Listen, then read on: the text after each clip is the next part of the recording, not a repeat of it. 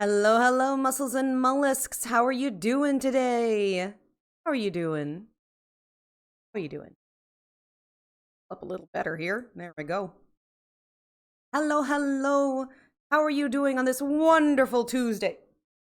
Who just gave the biggest snore? Oh, well, thank you, Gigo. I'm gonna say hi to everyone who was talking while I was getting ready. That's what I'm gonna do. Ruby Gambit, thank you so much. I have tea. That's what I have. Thank you. I also have water. Yes, I have water. I was just making sure on that. And Giga was right. I was on the absolutely wrong screen. I had like literally got it started and I was like, shit, throw things together. And then I forgot to switch over from my one thing. So anyways. And yes, please move thine wrist to prevent carpal tunnel. My mom's had carpal tunnel surgery. You don't want to do it. Hi, Sunny Days. How you doing? Oh, hell. No peek, unfollow. I'm sorry, Harm. I'm a sorry. Uh, oh, shit.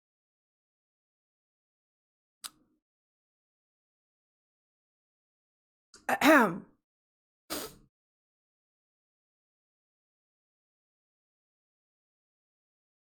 That's a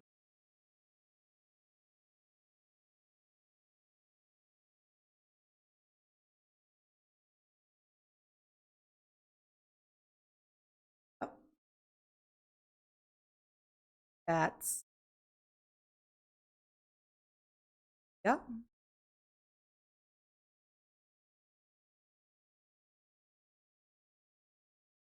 I don't know why it's not picking up my Spotify, but there we go. Get your music back, because what the hell? Adding to no, please. No. No.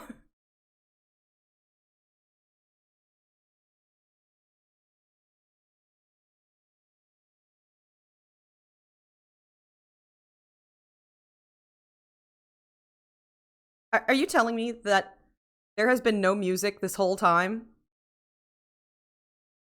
Y'all, how long have you been without music and nobody's told me? Y'all will tell me when my mic's not working, but the music? I don't even know what the challenge is about. Harm. You no. Ah. Sip my tea. Judge you. But I'm gonna hope that yesterday did not have music. That's what I'm hoping. Well, then nobody gets the eye gummies. Those are for me now. Okay, Big Boo. Bottle away, Sir Nicholas.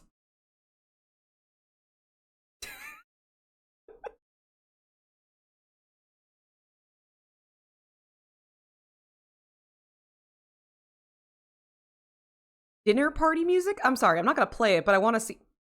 I don't think this is dinner party music. Yeah, yeah. The clip says it all. The clip says it all. All right, let me try and get this game up and launch.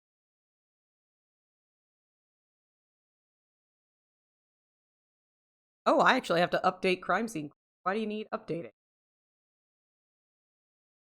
Oh, it's a hot fix. Oh.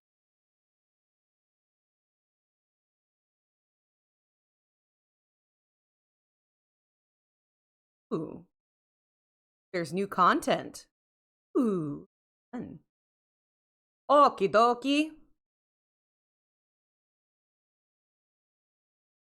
Shit, right. I was gonna launch the Demons Told Me to make this game. Right. I'm there. I'm good. You spotted a long dog? What? I retract my 4K. It's too late. It's all. Well, I mean, I don't think I can take it back from you.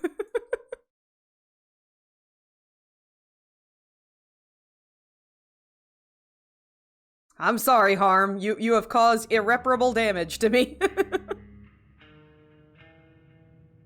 Back in front of the body. Irreparable. Also, my coffee heater does not have a turn-off, like a safety turn-off thing. Letting y'all know that. And to myself, apparently. Yeah. Well, I mean, you don't have to watch it when it happens. Just saying. What am I looking at?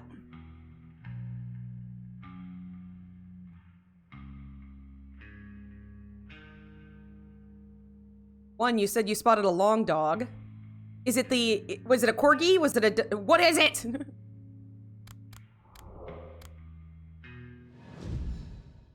If you haven't seen this game, it's pretty awesome. Oops, I gotta double check to make all sound and stuff is good. Excellent. I saw it. It said 97%. The harming. Brought by Harmage. You spotted a long dog on Bului? Hell yeah. Okay, why would anyone play those types of games anyway? What is the goal? Okay. Well, in a sense, there is the romancy kind of options of it, you know. It's 99. God damn. There is the romance option of it. Someone kind and caring, usually somebody who is like wrapped up in you kind of. That's the whole reason for the ultimate part. There is an actual fighting portion of the game where you fight monsters and everything like that. There's mystery things. There's all sorts of drawings for things, story modes. Some people use them to listen to somebody talking. They have a mode where they can work out along with you, study or do work. You know, if you need like a body double or like motivation kind of things, you know, it's that kind of stuff too. But it's just kind of fun, you know?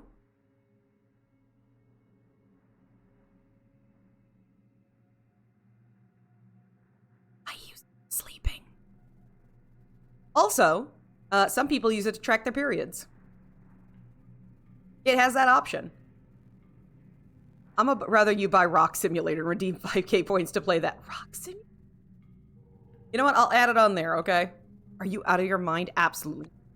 Come on, man. Don't be a grouch. We need help here. It's not that big a deal anymore. The huge deal, Timo. Covering for Barbara is one thing. I can handle a bunch of teens, but there's no way I'm letting you first-year cadets into my dungeon. Your dungeon? While I'm on watch, yes, it's my dungeon. It's me who's going to get thrown under the bus if there's a problem. There will be no problem, Kevin. How old are the first years these days anyway? 6, 7? This place isn't a nursery, Timo. I didn't know about all that. Oh yeah, Sonny. Yeah. I use it to go to sleep, because I'm used to hearing humans breathing and making sleep noises, not just dogs. And so, you know, I use it to listen to go to sleep. 2 of the men have Stitchy's breathing type, so yeah, it's got all sorts of functions. I'll show it to you when the inevitable of me downloading it happens.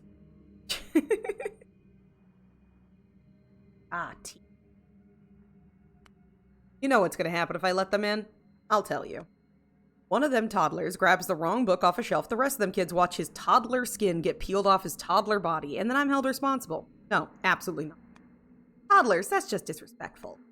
There are brave cadets, young generations, the bright future of IWIW, the beacons of hope for the brave new world, yada yada yada. Guys, there's only 2 of them. One's 7, the other's almost 9. They're fine kids, they won't give you much trouble, I promise. Make it sound so easy, why don't you babysit them then? Let's say the place I'm going, they can't follow me there. Ah, is that why you're asking me this favor instead of Barbara? She's seeing you off? You do, I should have guessed. I would really appreciate your discretion in this matter, Kevin. I'll think it's a terrible idea. There's a reason we don't show the dungeon to cadets until they've been training for a solid 5 years. Look, just pick an older kid and have them look after the small ones. I recommend 302 for this. She's proven herself responsible. She'll do a great job. It'll be all right, I promise. Fine, I'll do it. You're a savior, Kevin. I owe you big time. Well, or Barbara does, in case I don't come back.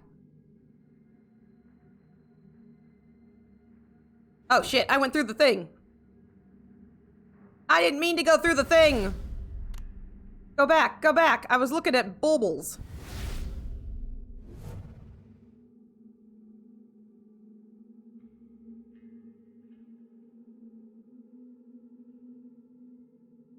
If I'm going down for this, you're going down with me. You're catastrophizing. No one has to go down. I'm sure we'll find a way out to sort this out. You're sure, huh? You're sure. Well, that's reassuring to hear. This is your mess, Barbara. Yours and Timo's. I told him it was a terrible idea. Yet you agreed to it. Let me point out that when we asked you to watch over the kids, we assumed you'd be wise enough not to take them to the old chamber. Well, next time you'll know to voice your assumptions. We have a dead first-year cadet in our hands. I really hope you have a plan in mind for dealing with this little problem. First of all, we clean up. With how little is left of him, that'll be the... You like this when you found him? It's stupid. Why did he even come in here? 5 was always an obedient, perfectly submissive, a promising candidate for the recruitment branch. Not much of a mystery. The old chamber probably lured him in. I'm more interested in learning how he managed to sneak past me and the Blade twin. You investigate. I'll think of how to frame his death to absolve us of responsibility. What about the other kid? 906? What about him? He was on the excursion to the dungeon too. Feel that little tingle inside your nose? Why? There's an internal investigation. We can't risk him spilling the beans on it. Barbara, if he tells him he's been allowed into the old chamber, can you imagine what mess we're going to be in? He speaks of it freely, Barbara. The safeguards just exempt him. Never happened before. It's not normal. In any other circumstance, we'll have to report it immediately. It's a curious phenomenon, I agree, and we, of course, will report it later, when 906 is old enough to visit the old chamber. Officially. I was trying to psych you out to a sneeze. Oh. I repeat my concern. What if he gives us away? Give it to me. I'll make sure he keeps... Okay. Wawa. Quiet, look where we are. Mods! Mods! Gods! We have a bot! Ooh, I really over-honeyed this. Yum, yum, yum, yum, yum, yum, yum. Kill this man in Minecraft. Wolfie! I'm giving you a last chance before I do it. Wolfie's gonna be so mad if I get it. There you go. Don't forget to add it to the mod list. Quiet, look where we are. Wait, is this? Yes, the old chamber. Why did you bring me here? Oh, no, no, no, no. We are not supposed to be here, 6. You'll get us in trouble. Oh, come on. It's going to be fine. They won't find out. You said we were going to peek into the dungeon. We can't be here. I'm telling you, it's fine. I memorized the guard schedule. We have at least 20 minutes. I've done this before. You don't get it, 6. They'll whip us. They'll throw us into solitary for a month. You're so scared. Go stand on the lookout. Just stop whining. What are you going to do? Look around. I keep seeing this room in my dreams. Don't you? I shall stuff my mouth with white-hot coals. My orifice shall be oozing boiling feces. Oh, right. I forgot. You can't speak about it. Please, 6. Let's go. Please, please, please. Give me a minute, okay? I shall gnaw on stone. I shall vomit until my stomach falls out. Gross. Stop. You're making me feel uncomfortable. I thought you were my friend, 6. What are you talking about? I am your friend. If you're my friend, please, let's leave. Go back to our rooms now. I don't feel so good. Just a minute, 5. Give me a minute. I need to see what's down there in the pit. I can almost see it. My eyeballs shall explode. I shall bite off my fingers. I shall tear my chest open.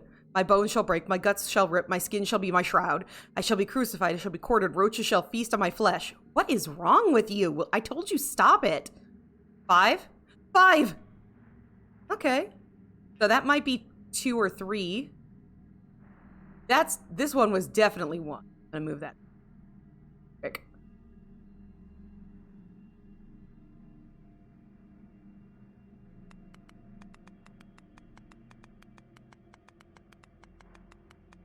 Ooh. 1. Bloop, bloop, bloop. Bloop, bloop, bloop.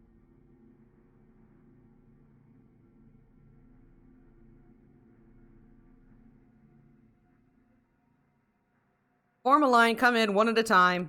Once inside, stop and bow to the well. Lower, 259. Lower. Bow like you mean it. Bow like your life depends on it, because it does. 302, take the small ones by the hand and don't let go until you've left the room. Huddle before me, cadets. Stand still, arms at your side. While you're here, you cannot pick your nose or spit or fart or giggle. The room is watching you. Any sign of sacrilege will come at a great cost. This place has been mentioned in your studies as the old chamber. I'll tell you to take a good look around, but I don't need to. The moment you enter, the image of this place will be seared into your memory. Never forget it. Not a detail. So, who would like to tell me what they know about the old chamber? Yes, 302? My lips shall be rotten, my tongue shall be my noose. Ah, that's right. 259, can you tell me why 203 cannot share her knowledge with us? I shall swallow my tongue, blood shall spill from my mouth. That's right, 259. The old chamber has safeguards to prevent any information about it being shared. These safeguards can be bypassed, of course. It takes talent, persistence, and decades of intense, painful training. Few endure it. Fortunately for you, it's not part of your curriculum. 906, why is your hand raised? I wanted to ask a question, sir. You want to ask a question? About the old chamber? Yes, sir, I'm curious. All you need to know is how it'll come up in your future studies, just as it did for the older cadets here. Even if I agree to answer your question, you'd find yourself unable to ask it. Questions carry information. If I ask you about the color of your eyes, I'd let the world know you have eyes and they have color. The safeguards of the old chamber are smart. There are no questions you could possibly ask without triggering it. I'm sorry, sir. I just want to know how deep that big square hole is. It looks deep. Is it a well? What's the pillar for? Did I say something wrong, sir? This is possibly 2. I want to check the one that we kept going just in case. Ah, damn it, no! Spit me back out. Spit. Thank you, mirror.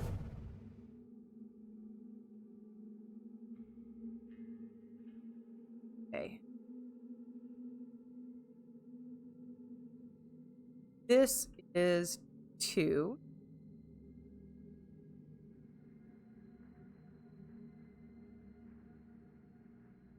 I feel fairly confident about this.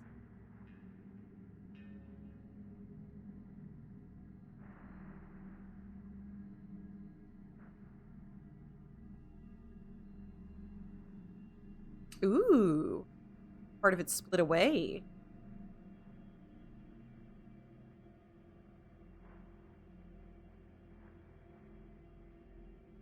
Not all of it, though. Okay, so there must be going on later on. Okay, in we go.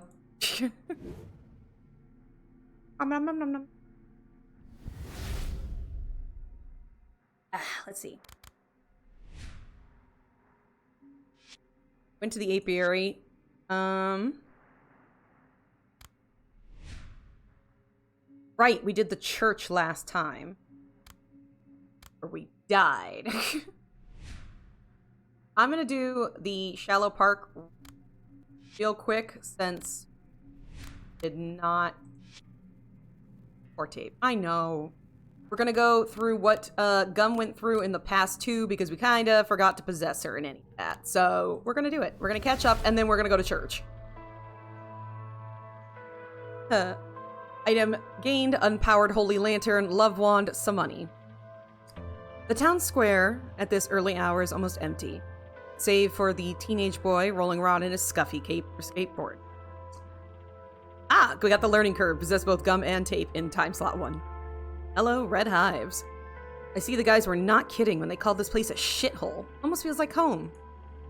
Take a look. On their own, Gum does survive without it. I didn't realize it just triggered. What? What? What? That is crazy. Ink mentioned a sound studio. I suppose that's what we're looking for. Go and try and find Ink. Oh, the sound alert. I don't know how it said your name in there, though. That was weird. Go talk to the kid. He looks like a local. Oh, it did on my side. That was weird. Go talk to the kid. He looks like a local. Yeah, sounds like a plan. Gum rubs the bridge of her nose grumpily. Let this be quick. She walks up to the teenager and forces a smile. Hey! Boy doesn't look up, eyes on his shoes. Hey, youngster, you hear me? Youngster? Youngster, Gum? For fuck's sake, get it together. Once again, the teen refuses to acknowledge Gum or her question. I don't get it. Is this little prick giving me the silent treatment? Fan of dirty tricks. Too cool for the lame, opposite of patient.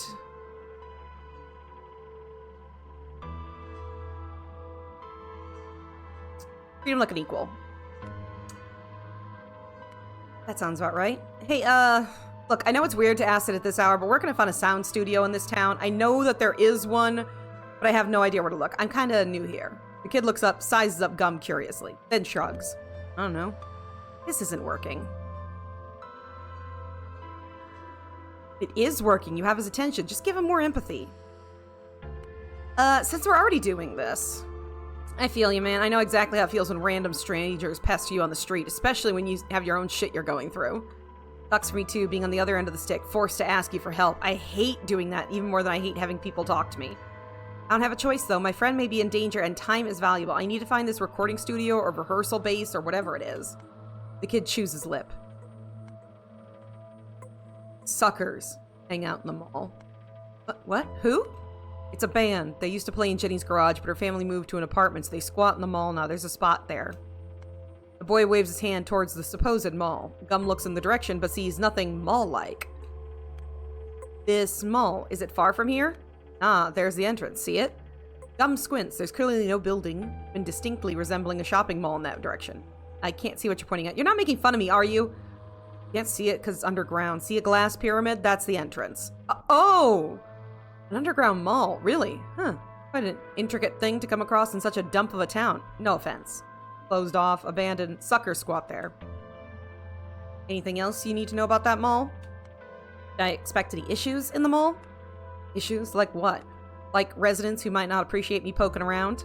I don't know. Sometimes people go in there to party or break stuff. It's mostly just an old empty tunnel. A dump in there. And it stinks. Swell. I'm gonna keep silent. Thanks, kid. You helped a lot. You seem really cool. Oh, yes. We're gathering up our info. Thanks. Ah, we have respect from the youth! Gum gains Tom's respect. Thanks.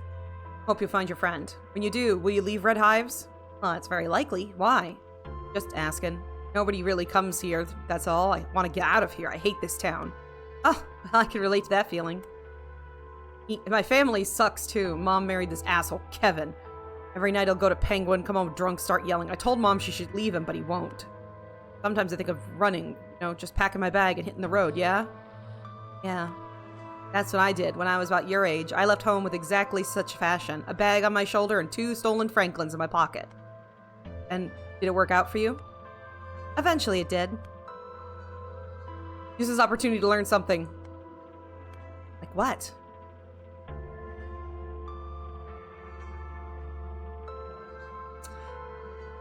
Ask him what he plans to do today. Why do I want to know that? Just ask the question. I don't think about it yet. Why? Exactly why? Tell him to stay away from the Mercado store. Stay away from the Mercadito store? Why? Just a bad feeling. Just do that for me. Ah, so our future can affect the past. You're being weird. Yeah, sometimes weird saves lives. There's a church in the town. What does he know about it? Do I have a gift of precognition? Is this the newest development in the adventure of my life? Yeah, well, put it that way. Ask the question.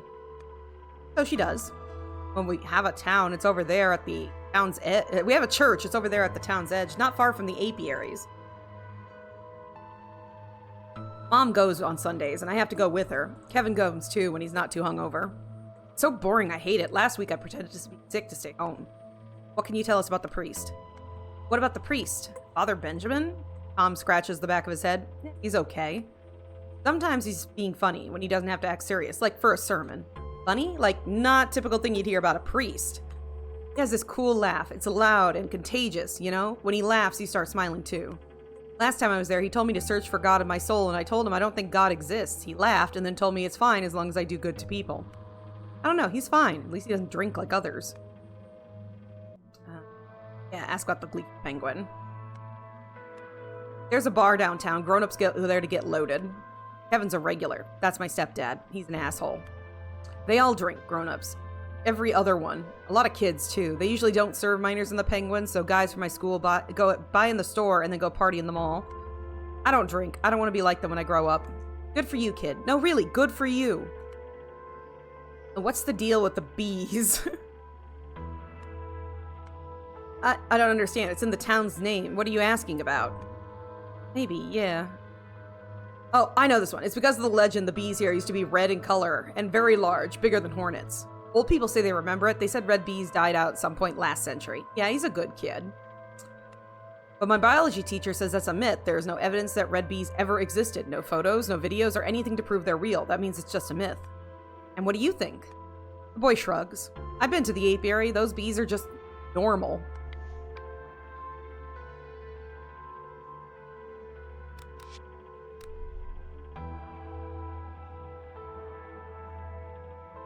Okay, so we're getting more info. Right, we got that. Loot 2. What's going on? You're either saying squint or squid. What's up?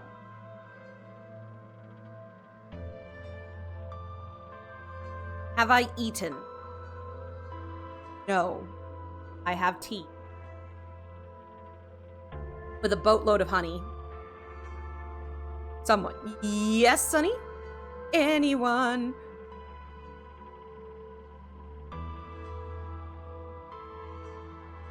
Oops. You should fix... I probably should. Oh. Sonny's doing math. Aren't you supposed to be cleaning, Sonny? Alright, let's go. We're done here. Thank God. All these weirdly specific questions in my head are starting to freak me out. I just got to the point I stopped questioning, but what the hell? Right, I gotta go, kid. Gotta find that studio. Okay. Put yourself first and do what you feel you must. Don't let anything hold you back. That's my advice in case you need to hear it. Gum turns away, heading to the staircase, descending into the gaping maw of the underground mall's entrance. Ooh, this music. A brisk descent down the dilapidated concrete stairs brings Gum to a straight hallway where she's met with stale air reeking of mold and urine. Timid dawn sunlight wrestles its way through the ragged holes in the ceiling, but it does little to illuminate the place. Gum stops, waits for her eyes to get used to the darkness. Soon enough, the details start emerging from the dim. A toppled shopping cart, empty beer cans, a scattered mannequin limb, a gaping void behind broken glass storefronts. A pack of ugly, quadrupeded beasts huddled together, staring at Gum in a menacing silence.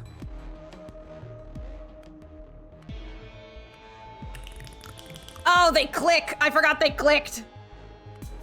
Not much. What's up with you?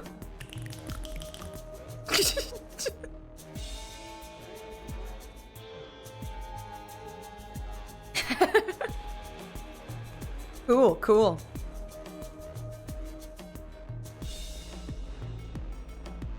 That's a sentence, right? Have you ever met such creatures before? No, I don't think so. I bet Code has. Nothing ever comes to surprise that man. We should just need to move on. As a weapon. Well, if we use it... Hold on, I don't know if we can use it. Hold on. Not yet. Are they guarding this hallway? You mean guarding as in like they're tasked to do that? I don't think so. They don't look determined to me. They look apprehensive. I guess that this damp hallway's their shelter. Am I right, guys? I think they're saying I'm right. Oh, okay. Are they gonna attack us? Well, they haven't yet. Don't strike me as too courageous, these guys. It's a good chance it won't take much to send them scattering in a panic. But you know what they say, we won't know till we try. Oh, well then we should just move on. I'll start with the basics. Gum steps forward and flails her arms at the monsters. Shoot! Shoot! Go away! Get out, doggies! Shoot! The creatures don't back away. They click at Gum angrily and huddle even closer together. The ones at the front squat, ready to pounce and start drumming at the floor with their sharp talons. Eventually, Gum takes a reluctant step back. Ugh, you don't want to make this easy for me, do you, little mongrels? De-mongrels! A pack of hideous creatures have taken shelter in the underground mall. They will attack anyone who tries to pass. Can you talk them into letting us through? No idea. I guess it couldn't hurt to try. What if we sneak past them? I don't see how that's an option. We're in a straight hallway and they're watching me already. In theory, I could try searching for a side route, but I don't know these. There's no guarantee it's free these rascals either. No, if I want to get to Ink, I'll have to go through them. I'll keep silent. Stupid demongrels. You won't let me through, will you? Click, click, click, click, click, click, click, click, click. Fine. Gum turns on her heel and marches out of the mall the way she came. Wait now, I'm gonna find batteries for my stupid holy lantern, and then I'm gonna come back and burn your stupid skinny asses with stupid raving light. Click, click, click, click, click, click, click, click, click. Never giving up? Never. I hate, hate, hate losing. Gum ignores the mocking clicks behind her. Let the ugly bastards celebrate their triumph. It won't last long anyway. Alright, where do I get batteries? In Diego's Mercado. Huh? What's that? A little store where you can find batteries. Oh, trust me, you'll love it. Somehow the way you say that makes me think I won't actually love it. I must find a convenience store. She looks around the empty square. Okay, I reckon it's somewhere nearby. Let's go this way. Taking off in the direction opposite of the mall, Gum turns one last time to shake her fist at the dark staircase. Damn you, demonongrels! You haven't seen the last of me! Tape is dead. Gained entry to clue while on their own. Wait, why is Tape dead? Gum doesn't actually know about us, right? No. Oh, you fucking die? Tape made his own choices. Christ.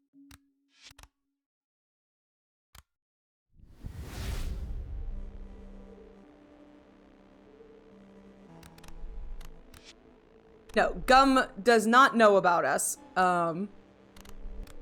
She thinks that we're just a voice inside her head. Tape can't be trusted to his own devices. I mean, considering the fact that he has, like, no skills on, like, survival. It's too weak and limp. That's why we have the toy. Can you explain this game to me? I'm very confused. Absolutely. Let me just get the blurb of it up. Okay. Welcome to Red Hives, a lovely Midwestern town infested with demons. We are a little spirit stuck in a time loop, and our only way to interact with the world is by possessing people and whispering into their ears. So we are exploring timelines, solving mysteries, and we're going to try to keep our hosts alive. So. Bum, bum, bum.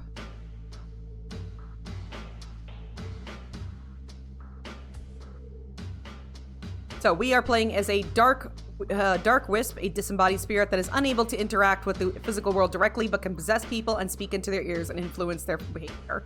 Our hosts have agency and will try to keep acting on their own accord, but you mustn't listen to do that. They're dumbasses, and without your help, they will imminently perish. Fortunately, you have control over the flow of time, so you can undo their stupidity. Make choices, experiment, and explore different timelines. So, we have to solve a bunch of series of time loops. So we have to see events from different perspectives and craft the whole thing. It's pretty awesome. So, and all it says is good luck and watch out for the bees. So, yes. And as a reminder, the developers would like you to know that the demons told me to make this game contains stylized gore, frequent use of mature language, depictions of smoking, references to sexual activity, and exactly one magical item that has taken the form of a pink sex toy. So now we gotta go and wake him up. Alright. We can wait. Hey, damn it. Thank you, Flossie. Thank you. You heard me. You fucking heard me, Giga. Do you need me to repeat it? I'll repeat it. Good job, y'all. You did it. You did it. Now I gotta find an emulator.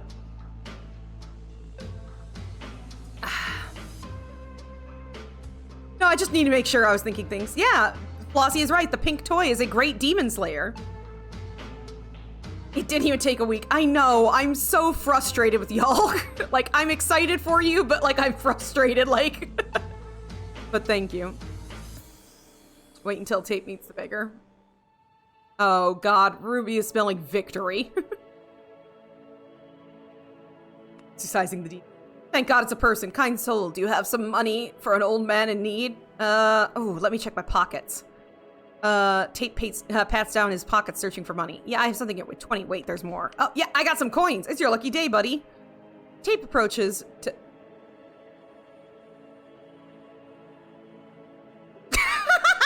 Are you spelling victory, bitch? You know what? It's your fault that Boar hears me cackling all the time. But thank you. Oh, God. Now I gotta look up an emulator to play cell phone games. Beautiful. Ow! Thank you for the throwing things. We will play this sometime in November. I also have another dating game that we'll be playing. It's the Date Everything game, so good job, y'all. So proud of you all. They'll smooch on your foreheads. Mwah. As long as you want one. If you don't want one, I'll just smooch the air. Tape makes to approach the beggar.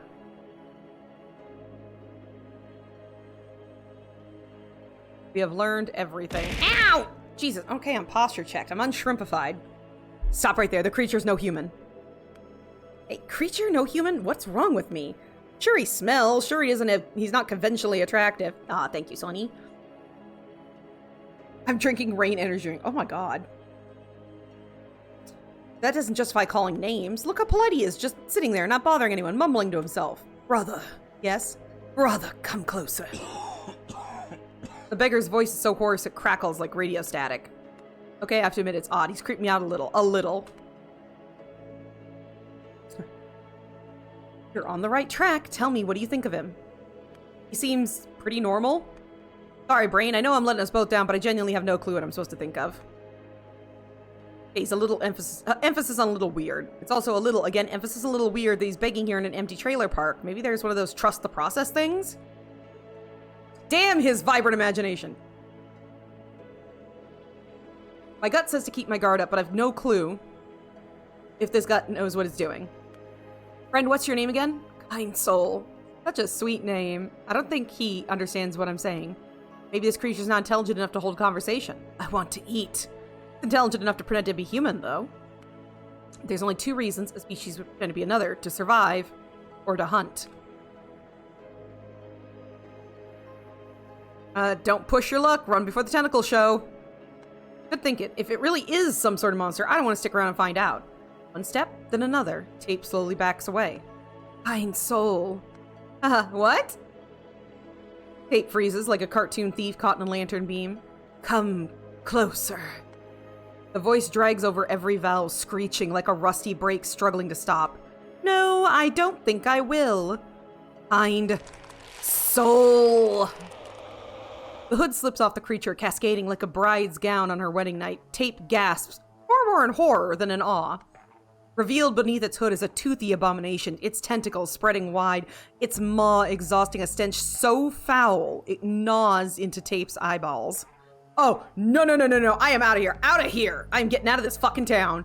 Tape backs away from the terrible monster, farther out of its reach. Then he breaks into a run.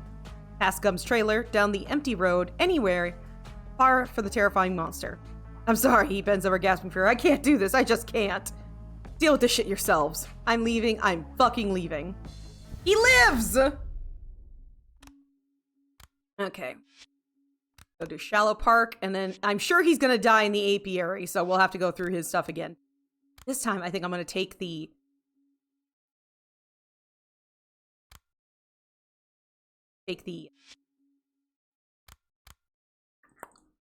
blah, blah, blah, blah, blah. Blah, blah, blah, blah. Take the bees. Time. Alright, Gum, let's see what you saw. Alright. I don't like this place. Should we skip the event with the love wand? What you think, y'all? You think Tape turns into duct tape if he gets angry? Maybe. As a reminder, the love wand, despite its natural ability to make people uncomfortable, the love wand is, in fact, a beacon of happiness that runs on the power of love. Love wand is eternal. Okay, so we'll skip the event. Ooh, that smell. The operator is mush. Let's go. We need to get those batteries. I haven't forgotten. Thanks for the reminder. We are done with surprises for the morning. Breath in, breath out. Alright. Now we can... Dead.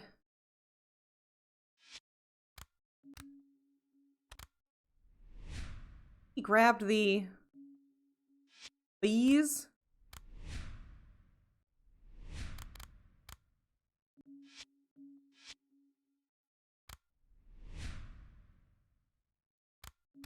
Grab the bees. I'm gonna try that because the thing was really fucking hard. I love how the character is kind of censoring it when you pull your inventory up. I know, right? A little bit. Skip to the deal. We possess ears to attend your inquiry and mouths to reply unto you. Before we do, we shall have a request for you. Promise to fulfill it and you will receive your answer. Request? He's a people pleaser. It's already gonna be hard, so we'll just say he's gonna ask you to take a jar of his bees, grab it and call it a day. Don't ask many questions. He's gonna ask you to take what? A glass jar with a bunch of bees inside. Agree to take it with you. Sure, I'll help you. Even better, I'll help you for free. I've changed my mind. I don't need anything from you. Is this request of yours by any chance not related to bees or jars? So you've already been enlightened. Good. Enlightened? What do you mean? No question, you said. Here, watch carefully.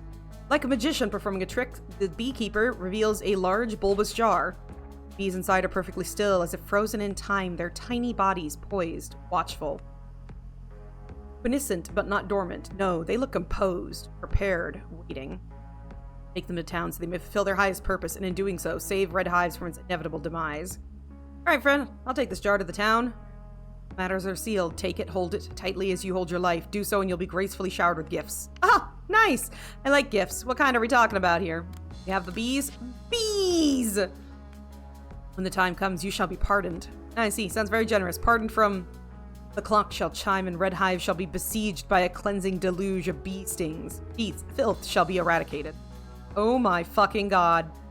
Tate pinches the bridge of his nose, feeling like he's about to have another panic attack. He lowers his gaze. The bees remain motionless, but it feels like the jar itself is vibrating in his grip, alive with anticipation. Man, listen, I'm not taking part in a violent massacre carried out by oversized bees. The beekeeper's voice rings. You will not break your word, boy. There's a moment of tense silence before the man turns away, as if he lost interest in the conversation. He stands up and strides towards the far end of the apiary, returning to his beekeeper. Tape stares at the jar in his hand. The jar stares back at him. Shit. The beekeeper smokes the houses to calm the bees, humming a gentle tune. Hush now, my darling, hush now. Are empty, a bidding. Should let one out so it can bite you and you turn Tape into a bee man. God, you could hope, right?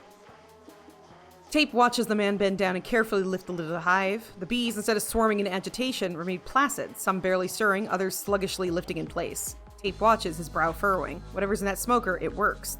They're calm, docile, subdued. Interesting. I wouldn't mind a tool like that for myself. Examine the jar. Find out what kind of mess you're landed in. To be honest, everything's clear as day.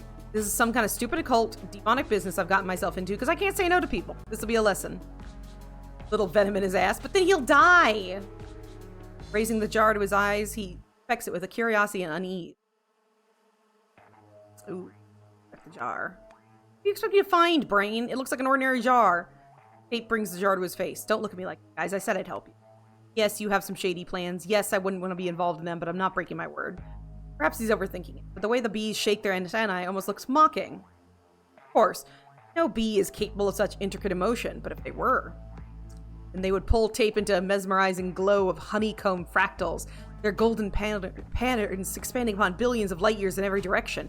His mind would be overwhelmed by the visions of flawless bee dance, each movement precise, sacred, and all the while the gaze of bee god would pierce through him, its honey-colored pupil locking him in place. What the hell? Bees keep wagging their antennas. Whatever emotion they might be feeling, it remains their secret. This jar is a bit weird, isn't it? Or is it me? Just me? Not sure. Yeah, must be the heat stroke talking. You need that bee smoker. I agree that might be useful, but how can I lay my hands on it? You know what you should do? Steal the thing. I'm Battle of Willings this. Fuck this. Dictating word. Steal it. Yes, he must have plenty of bee smoke here. This is an apiary after all. I'm sure he won't even notice one. Tape's gaze shifts towards the beekeeper, who remains entirely absorbed in his lullaby, tending to the bee. Tape nods to himself. I just need to wait until he gets busy with something. The next few minutes, Tape pretends to appreciate nature. He watches leaves sway, listens to the wind, carefully monitoring the beekeeper's every move. Finally, As the man reaches probably his 100th verse of the song, he sets the smoker down on the step of the shed and slips inside, the door closing behind him. Time to act. The smoker sits on the threshold of the shed, but Tate figures if he's quiet and stealthy enough, he can retrieve it without drawing the attention of the beekeeper. The buzzing shifts. It raises like a wave, towering, deafening swell that crashes down over in an instant. The hum is no longer passive, no longer a background noise. It's aware. Tate freezes. Shh, shh, don't do that, don't do that, he hisses, palms raised in a silent plea. It's too late for negotiation. The bees have noticed him, revealed his plan, and they are not pleased. The shed door creaks open. You're testing our hospitality, boy. Tate forces a nervous laugh, stepping back slowly. How could I? The buzzing grows louder, pressing against his ears. The beekeeper tilts his head, his voice steady as ever. We'll teach you a lesson. And the swarm descends. Tate barely has time to turn before the first sting buries itself deep in his neck. His breath catches hot, searing pain, spreading like wildfire under his skin. The sting follows on another. His legs give out before he has more a few steps. The world twitches, the buzzing is the last thing he hears, and then nothing. Not for your hands. Tate reaches for what isn't his, and the hive responds. Responds. The bee smoker can't be stolen. Bees see everything. Okay. Let's try that again. That's that. Huh?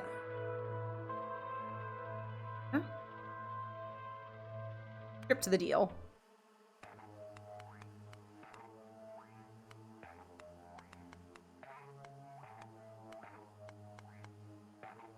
Get the bees. Then we're just gonna fucking leave.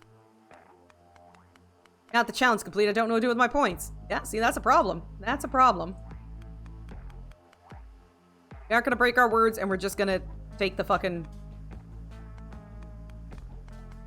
Bee smoker would be pretty great, but you never know. Okay. Leave. This place has nothing for you to offer.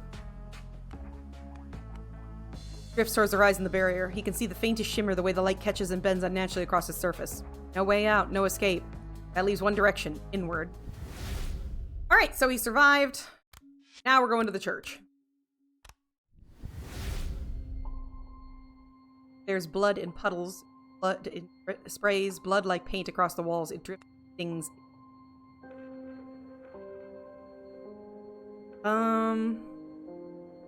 Let's try the escape attempt. He leaves.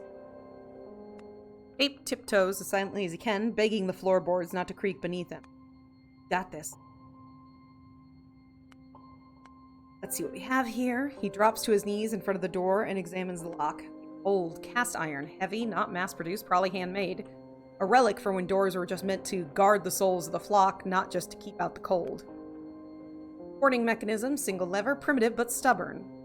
Feel around the lock like they've done this 100 times. Maybe they have. I know this, but I don't know how I know that. You headcanon, I used to be a locksmith. Locksmith's better than a burglar.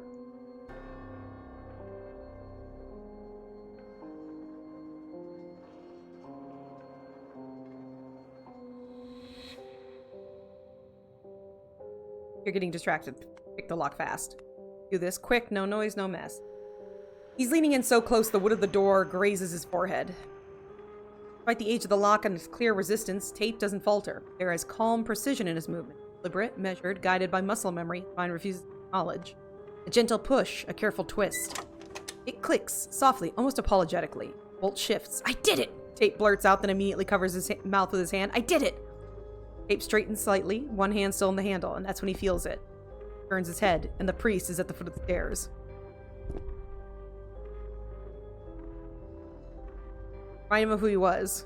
Father Benjamin, Tate says, voice catching. You were a person, you helped people, you led them, right? Words feel thin, pointless, but he keeps going. I don't know what happened to you, I don't know what did this, but it wasn't you, it couldn't be. You baptized people in this town, married them, guided them, you'd never cause them any harm. Tate raises his hand as if to hold back death itself. Beat. A pause. Maybe. Just maybe. But the priest doesn't answer. He doesn't stop. And then something crashes into the priest's back with a loud, meaty thud. Take this, you old fucker! A backpack, bright green. Tate flinches and scrambles sideways, rolling into a slick puddle of blood on the floor. Are you managing? Define managing. Not dead, but I'm not dead. Close enough to a win? Move! The priest turns towards Tape, slow and stiff like a robot imitating human movement, raises his shotgun and shoots. Dust and splinters explode with the explode inches from Tape's torso. I'm not gonna eat the bees! Fucking hell! Hide between the column, get some space between him and you. Tape takes off even before the priest can aim the gun at him, rushing towards the column. The door's open, get ready to leave! And you? I'll distract him, wait for my cue! Tape does what he can. It works. The priest seems genuinely distracted. The shot veers and smacks into the column. The whitewash explodes like confetti. Tape's ears ring, his heart sinks to his heels, then shoots back up and gets stuck in his throat. When he looks back at where Marie stood, she's no longer there. So far, the plan's working, keep it up. That's when Tape feels it. The humming, the vibration, the grim determination inside of his deep pockets. The jar is going mad. Throw it, throw it, throw it. Purify. Let us free. Stop it. Tape presses his palms to his face. His head pounds as if his brain was trying to spill out of his eye sockets. Something deep inside of his head buzzes. Alive. Wrong. You are the jar. Throw it. Let the bee sting him. Let's do it. Yes. Yes, yes, yes, yes, yes. The priest loads the last cartridge into the shotgun. Tape starts his swing. The last feels unsteady in Tape's sweaty hand. The jar sails through the Renaissance sunlight, flooding the church, and lands at the priest's feet. There is a clang, and buzzing intensifies. The bees have an incredible sense of presence. Tape counts only 6, yet they buzz as loudly as an entire hive, rising from the floor like a catastrophic wave. Ugh! The first time Tape hears the man's voice. Well, not voice, but something that his vocal cords are capable of. The bees sting him with fervor, recklessness. Tape braces himself against the wall, fighting the urge to kneel before this sight. It's beautiful. The priest grips the shotgun, but the bees keep coming. His hands swell, bleed, tremble. They're targeting his palms. It's like they want him to drop the weapon. That instant, the priest lets go of the shotgun. A thud echoes through the air, and then another. The imposing figure in the somber robe collapses on the ground. Beside him rests the weapon, exuding waning haze of red. God damn it, Ruby. Being neutralized. The bees lie next to him, powerless, dead. Red smoke leaks from the barrel like the breath of a dying beast. Fades. Tape squats to look at the front of the weapon to take a closer look. Polished, elegant, and cruelly inviting, it gleams under the dim light. A weapon with a rich metallic barrel and a handle that looks cold to the touch, the kind that would nestle perfectly into a hot, shaking hand. Sniff it. We'll try it, take an item. Magic item could be useful.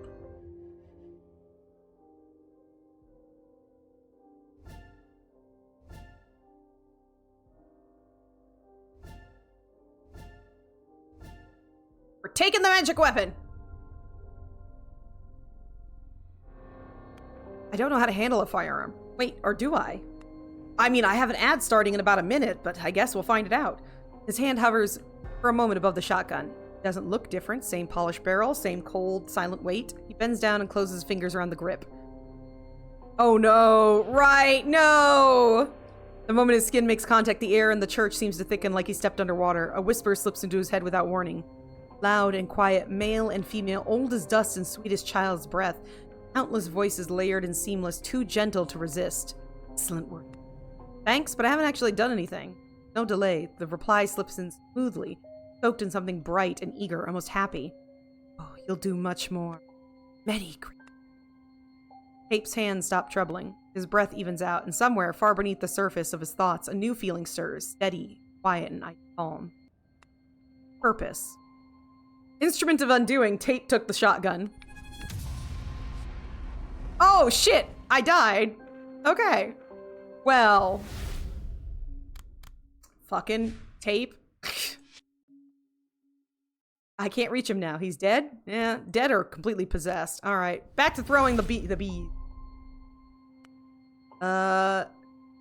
Skip and Terrell. I know. Rest in peace, Tape. The shotgun will cloud the mind of the user. Don't touch it. Okay. Off we go. So he leaps. Got this.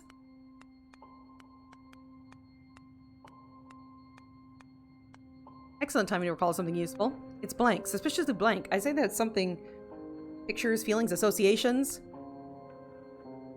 I don't think he gets to use the bees again after, you know, the whole, you know, escape thing. Okay, we've got the priest.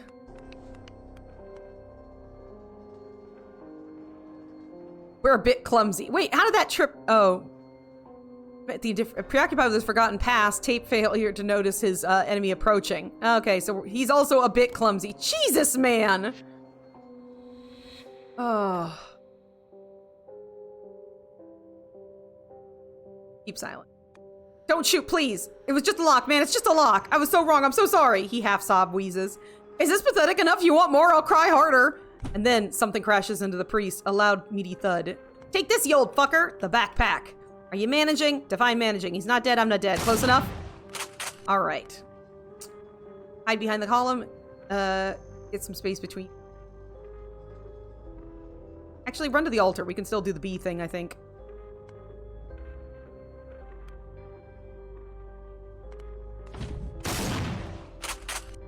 Yep, there's the bees. Purify. Throw the bees. All right.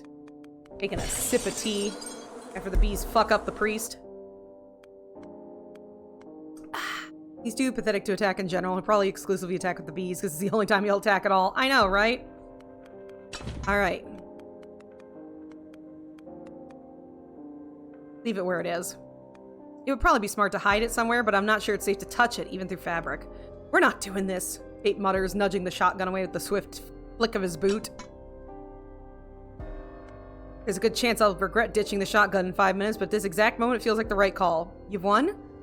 Tate turns to the voice. At the far end of the corridor, Marie is helping Claire walk, both of them moving slowly, unevenly, like they've aged a decade in the last hour. Yes. Yes? Yes, it seems so. He rushes towards them and gently helps ease Claire onto a bench, one of the few not soaked in blood or shattered beyond use. Father's still unconscious. I want to lock him up until the police arrive. He needs to be questioned. He's dangerous. Marie casts a glance towards the back hall. Put him in the storage room. Claire lets out a weak laugh and places her hand on Marie's cheek, brushing her hair aside, her voice barely above a whisper. Thank you, Tape. I don't know what I would have done with what would have happened without you. She looks him in the eye, a faint, sincere smile cutting through the weight in the air. Maybe God did send you. Time to dive into a heated theological debate. They're alive, you're alive, that's the most important thing. Yeah, maybe. Who knows? We're here, we're breathing, that's what counts. And now we can finally get out of here. You read my mind. Well, the door is open. We're free to go. Claire doesn't move. Yes, of course. Just a moment. I need to catch my breath. Mom, are you okay? I'm fine, just a little lightheaded. We'll go in a minute. Marie sits beside her with a grimace. Claire closes her eyes. At least it's quiet now. Quiet in a horrifyingly dead sort of way. She opens one eye. Well, we're not picky anymore. What are you going to do now, Tape? I think I'll stay with you. I want to make sure you're all right. No more blood. Both Marie and Claire survive. Eventually, Tape decides to do nothing. Seems like a safe moment to be idle, and even a safe moment of being idle is already a relief. He lives! All right. If I... Her own choices, we'll find out. Find out what gum does. Right, we got arrested. I forgot about that because we smacked him in the face twice with a dildo. Ah. I got hair in my mouth. Gum, I should make a bee superhero. Why not? Gum opens her eyes, suddenly aware of her surroundings. A row of wooden chairs, a reception desk, a hideously painted ceiling, and a sign across the wall, Red Hive's police department. She shifts and stretches, her limbs too sore for staying too long in a position too uncomfortable. A bracelet on her right wrist produces a polite clank, notifying her she's cuffed to the chair she's sitting on. Gum doesn't need to check if the chair is bolted to the floor, she knows it is. She's not alone in the room either. A tall, bulky figure is perched against the wall beside the glass doorway, a cop guarding the exit. To her left, two loud voices are arguing aggressively. Gum cranes her neck to look at the disputant. Yeah, I did give him some love taps. Because I'm tired of being the only one who actually tries, Wings. I'm tired, don't you get it? What does that even mean? What does it mean? What are you accusing me of? The only one who actually tries, you say? Did I not try now? Do you? Because all I'm concerned with is you get loaded and hang with your buddies. Every day's a fucking party for you. Sids, we're in our 20s. That's what we're supposed to do. Being young and beautiful and reckless. I don't know, forgive me for wanting to feel alive. We used to do that together, you know, and we were happy. I never asked you to take that job. It was so much easier to be around you before you did, and now you're just all wound up all the time. Somehow it's my fault? For God's sakes, I got a job so we could afford our place, Wings. I love your mom and Graham, and I'll always be grateful they took me in. But we can't live with them forever.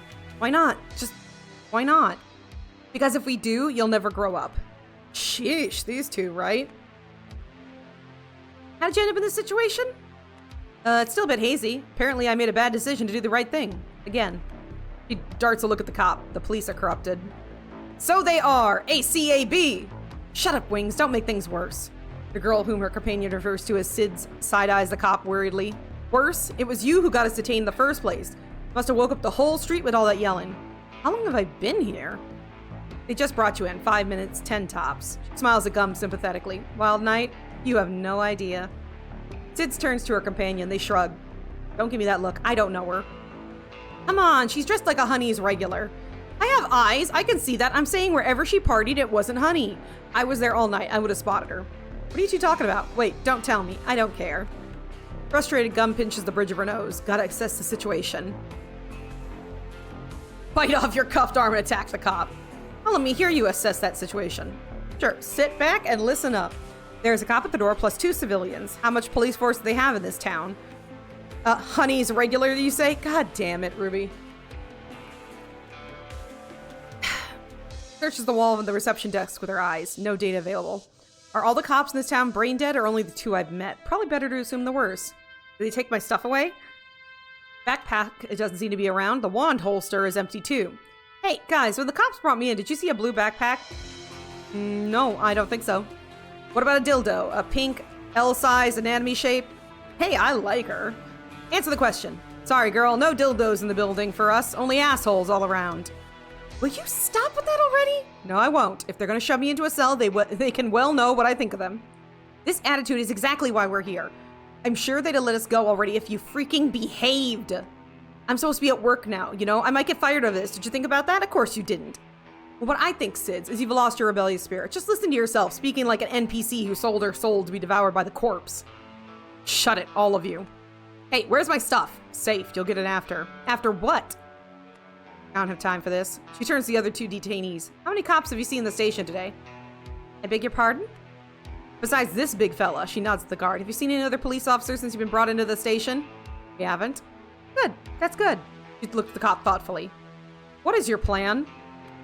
I'll damage his connection with the thing that controls him. It's tricky, but it can be done with sheer will force. Not my strongest skill, but it's gonna suck. But I don't see any other way to get out of here fast. No dildos, only assholes all around. LOL, I got that joke. Good, Wolfie, good job. I'm stripped of my stuff and handcuffed to a chair. Sure, I could try the talking, but it's rarely effective against mind control. Postpone it for a few minutes. Let's get some more information for the couple. I'm not sure if they know anything. She turns on her chair. She sizes up the 2 detainees. Sid's adjusting her makeup using a compact mirror she placed on her knees. Judging by her expression, it might be a stress relief activity. Wings has stood up, biting their fingernails, pursuing some text on the bulletin board. So, how'd you 2 end up here? You're a couple, right? Yeah, we're together. I'm Wings. This is Sydney. Gum. Gum, as in G-U-M, like bubblegum? I love it. Is that a legal name or like a soul name? I'd say neither. What about you? Wings is my soul name. My parents named me Wayne. But I never felt much like Wayne, so I changed it. Good for you. Back to the question. What got you arrested? Unwarranted despotism of the RHPD. It was public misconduct, Wings. We got arrested for public misconduct. We had a quarrel on the street, a loud one. They never told us that. We're just assuming that. They didn't even cite our rights, just packed us in a car and dumped us at the station for processing. As far as I'm concerned, we're nothing but victims of the corrupt system. Sids groans at her frustration and goes back to adjusting her makeup.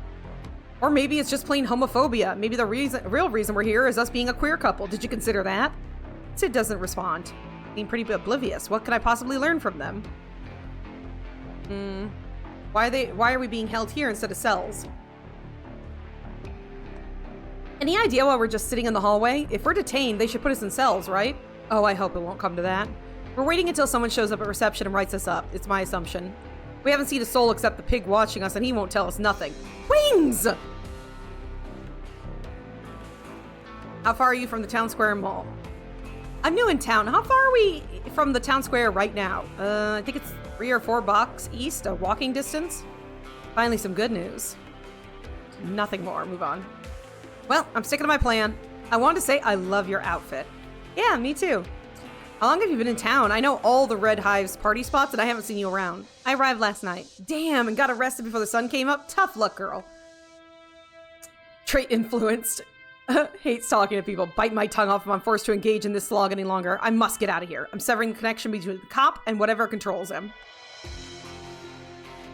Let me pitch some ideas. All ears. Let's see.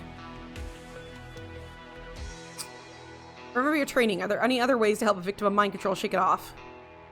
Gum ponders the question. Well, there might be. Key phrases, loud sounds, bright flashes, emotional bursts. The problem is it largely depends on the nature and power of the controlling entity. Without knowing what I'm dealing with, searching for a weak spot is akin to shooting in the dark. Shoot in the dark. It's not like you have much to lose. What are you proposing?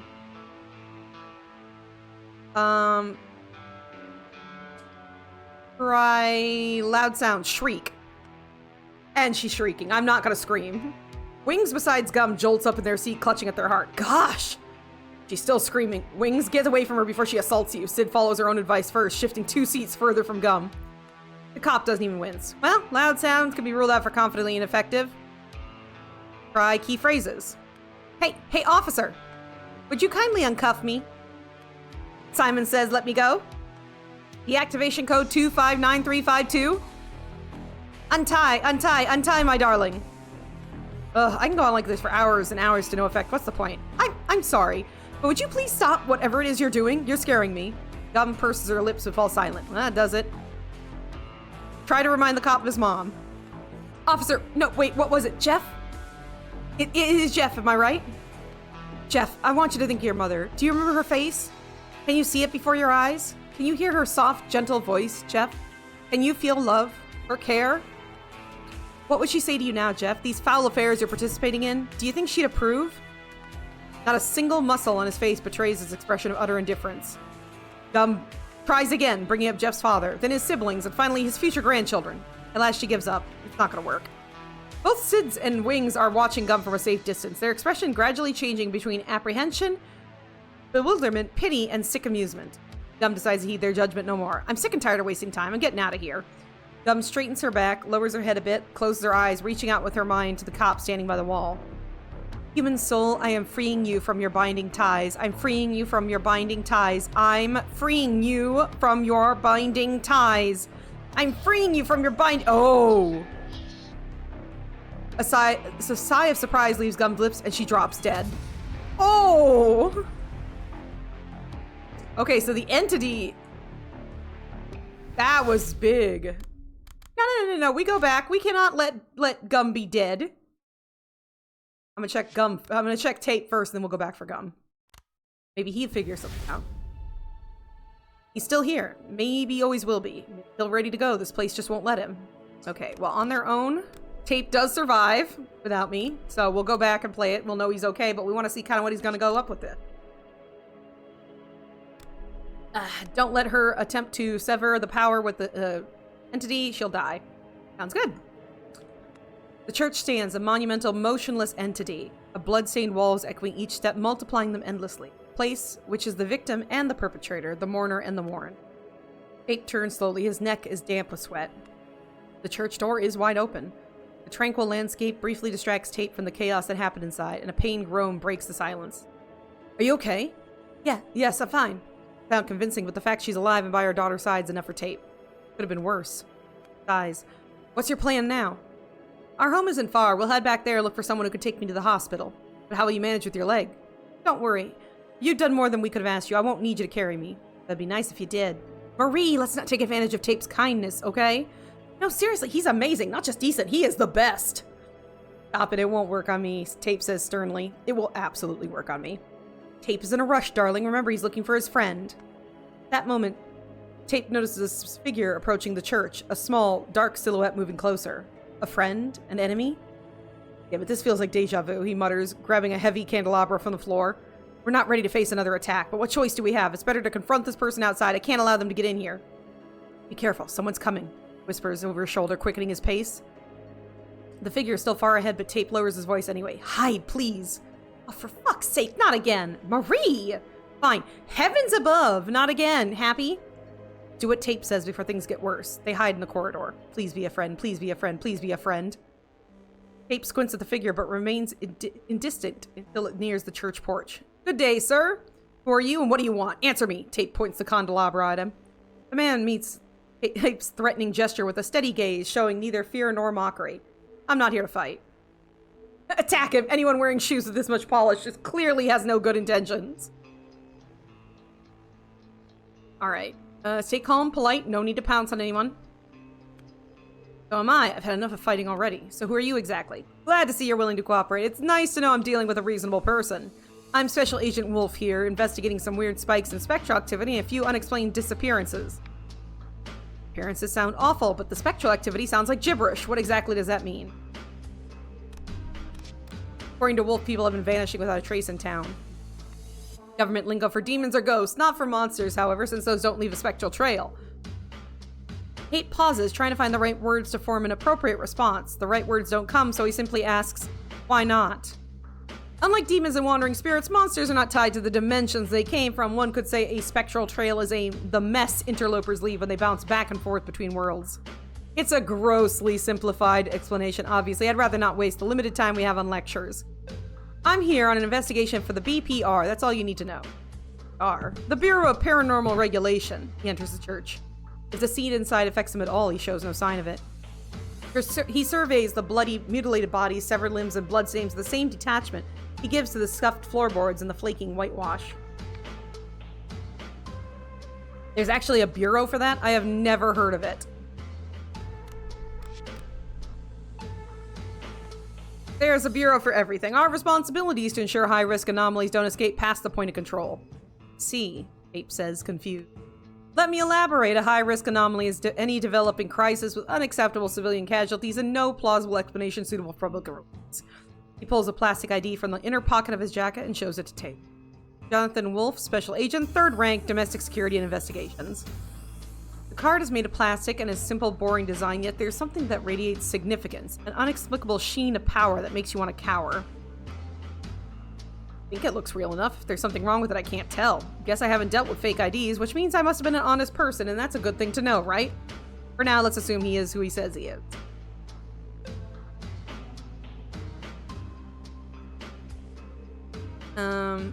Just keep silent, see what he comes up with. Okay, I'll help however I can. Tate produces a smile, awkward, lopsided, and a little nervous. Fitting, given the circumstances.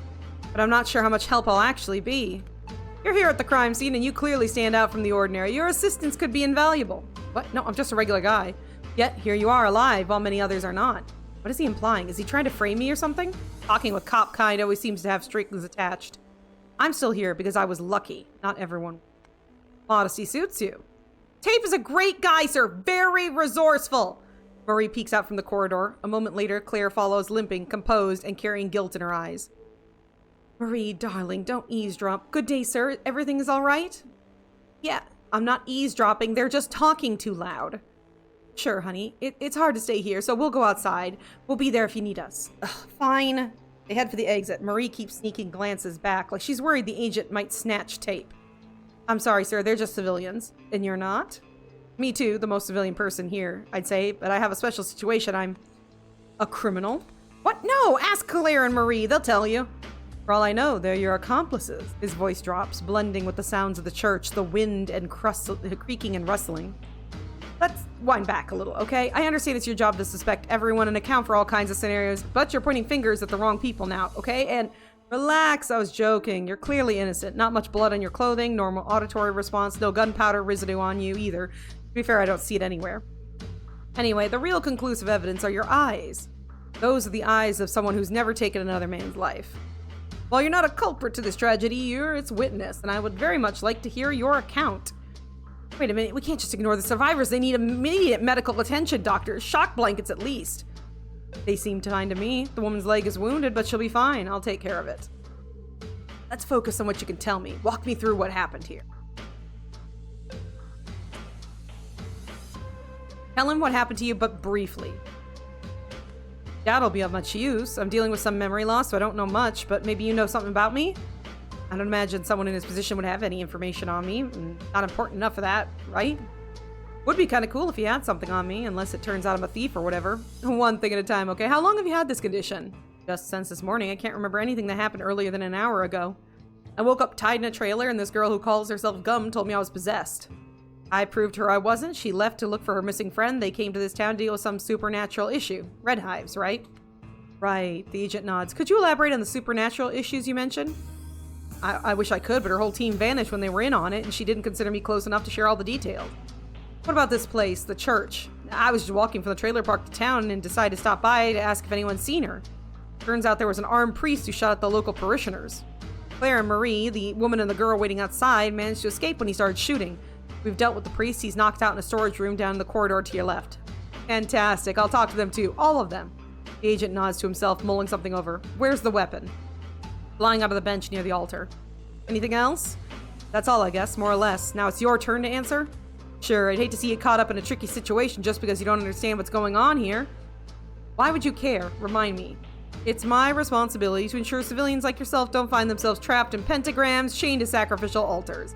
Red Hives is a perfect town for such an incident.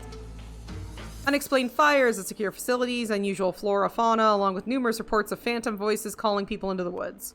This town is steeped in a rich history of paranormal occurrences. To summarize, this place is a hotspot for ghost hunters and thrill seekers. It is therefore under continuous scrutiny by the Bureau as a place of significant interest. Anything else I can ask of him?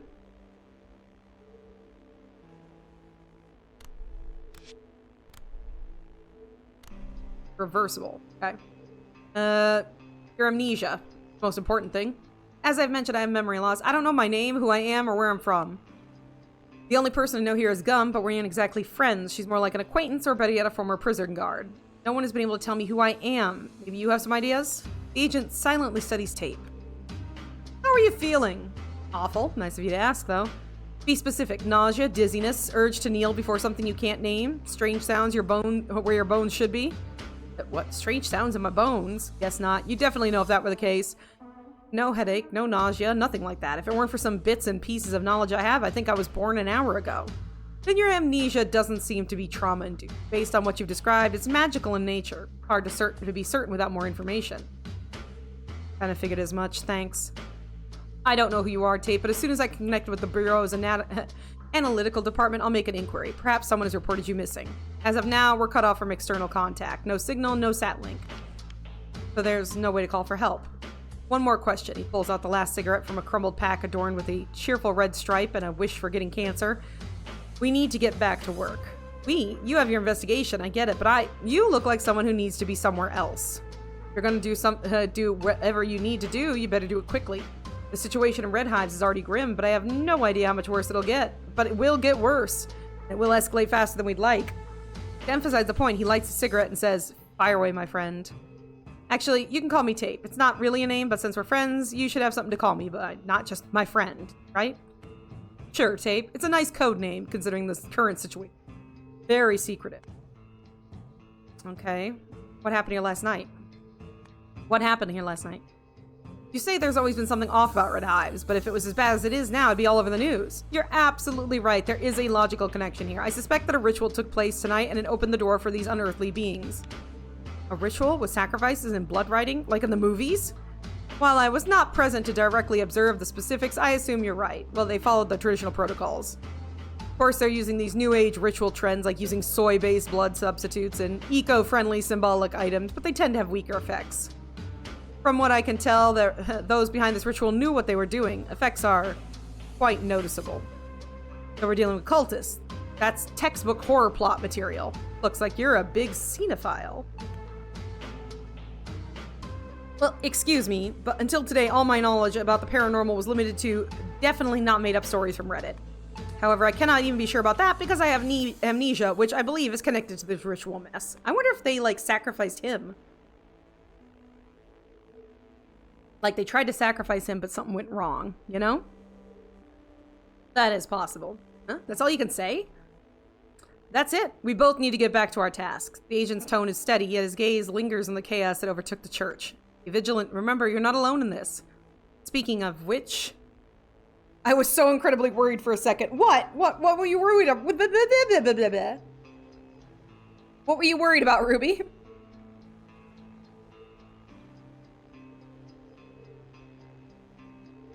Have you seen my friend Gum? Maybe. Can you give me a description? Oh, I returned. The first thing I heard was file. Cinephile. Big into movies. Sure, sorry. She's short, dark-skinned, wearing these funky green pants. Tape gestures vaguely at his knees, trying to highlight Gum's unique style. Pretty cool if you ask me, both her and her pants. I see. Well, consider yourself lucky. I saw her downtown. Seriously? Am I actually on the verge of getting a real answer to my question? Unbelievable. Or it was rather fleeting. Okay. It's at least something. Could you be a bit more specific? Was she okay? I can't be certain of her condition, but she seemed to be in a hurry. I saw her when I was crossing the main square. She was entering the local mall. Quite an arduous project, that mall.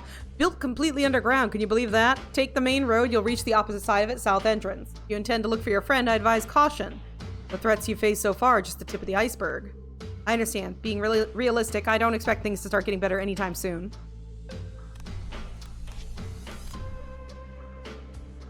Okay. We're missing one of the clues from Punks and Beat. Very wise of you. One more warning then. You should know that the law enforcement in the town may not be in control of their actions. Don't expect them to help you. Better avoid them altogether. How do you mean? I have reason to believe at least some of the local officers are operating under an altered state of consciousness. Simply speaking, something mind controls them. Mind controls? Who could? Do you think it's a demon? Likely so. Anyway, here's a piece of advice in case you run into them. Show them a mirror. A victim of mind control becomes vulnerable when they see their reflection. It momentarily disrupts the deep cold. Mirrors. Got it. Tape thought, not thoughtfully. Wait, how do you know all this? Ooh, is that gonna help? That is not an extra clue. We're missing a clue right here. La la la la la. The investigation moves forward, just not as fast as I hoped. It looks like I won't be home for the weekend. Tape approaches the main doors. They seem less daunting now that they're finally ready to let him go. Marie is pacing through the front yard, muttering to herself, while Claire is seated with her injured leg extended. We're all done here. How are you two feeling? All right, I guess. Just a little tired. It's a nice day, though, isn't it? Smiles, letting the sun warm her cheeks. Tate feels his eyes moisten. It is. If you could wait a few minutes, I'll escort you home shortly. First, I need to conduct a preliminary survey of the crime scene. Sir, that's really okay. We can walk. It's not far. Seriously. Please consider his offer. He's a special agent, after all. I see. We'll accept your help, then, mister. Agent Wolf. I'll be right back, then. Please don't leave the premises. He nods farewell and disappears back into the church. Tape shifts awkwardly. If I'm not needed, then, I'll head off, okay? Of course. Why don't you join us for dinner later? Live down the street. House with a green roof. Really? Sure, I'll be happy to meet you once again. I'm not sure about today, though. It's quite a bit on my plate right now. We understand, Tape. It's all right. Have a good day. Good luck finding your friend. Tape bids farewell, turns to leave when Marie's voice stops him. Wait! Thank you so much, old man. You really helped us out. I don't know how to thank you. Just take care of yourself and try not to venture out too much for now. Ah, the trait influence. He's a genuinely nice person. I meant something more practical for saying thanks, like money. I don't have any. Yeah, I spent it all on Genshin Impact. Oh my god, she's playing Genshin Impact. And you paid? No! Free to plays! Free! No worries, seriously. I didn't do this to be paid back. Not even with your Genshin Impact money. Kate places a hand on her shoulder and smiles. You did well. You're very brave. You protected yourself, me, and your mom. Marie whimpers. Hey, I didn't mean to make you cry. He puts his other hand on her shoulder and then steps back. Marie, please don't cry. Did I say something wrong? Vashi! How are you doing, Vashi? Speaking of which, you do not need to use any of your points, Vash. You okay? Well, does it make you feel better to know that I'm gonna have to play, Life in Deep Space? I saw. Good. So, I have to get an emulator and then download it. So, once I figure out the best emulator, I'm sure I'll find something online. I will make sure to play it in November. Plus all the games we gotta finish off in November. I'm so proud of you all. In a kind of weird way. Harm didn't want to help, but he did. No, it's okay. Just go already. She turns away, hiding her face, and mutters discontently. But come for dinner. Mom makes it really good risotto. Yes, of course. By the way, today in 1994, Columbia Records released Merry Christmas, the fourth studio album by American singer-songwriter Mariah Carey, featuring a mix of new and traditional holiday songs, including the best-selling single, All I Want for Christmas Is You. And we are still fundraising for Stack Up. If you can help out with that, we are like $400 from our second extended goal. We can get that before by Friday, end of stream.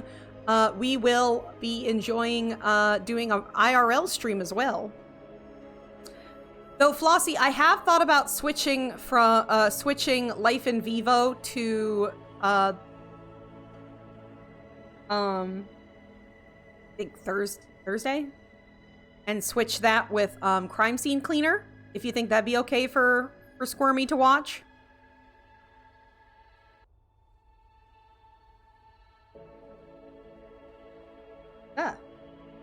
You know what? It's fine. That would be amazing. Yeah, I can do that. I'll switch that out. So we'll be... Hold on, let me... Bloom. Plus, I gotta get my Builtify page up on there because I keep forgetting to drag that up.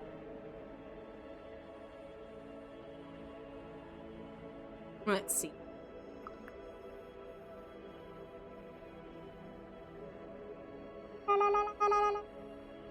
He's okay with gore, surprisingly. Especially if there's ragdoll glitching. Oh, there's so much ragdoll glitching. Yeah, I will switch Thursday and Friday. So Thursday we'll play Lost in Vivo, and on Friday we'll play Crime Scene Cleaner Nightmare Mode. So that's what we'll do.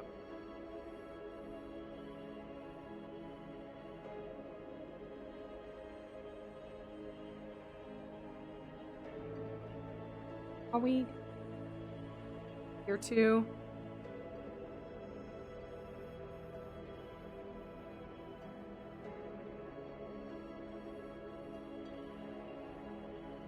Oh. There we go. But yeah, so I could do that because I was thinking about it and I was like, you know what? Worst comes to worst, we'll have another day that we can do more of the is it? More of the You'll make working from home on Friday so much easier. Oh, you're so welcome. Oh! Well, okay, Anna. Hold on. Down my controller, goodness sakes. Poof. I can't do it at my point, so get PNG'd. Ah. All right, hold on, hold on.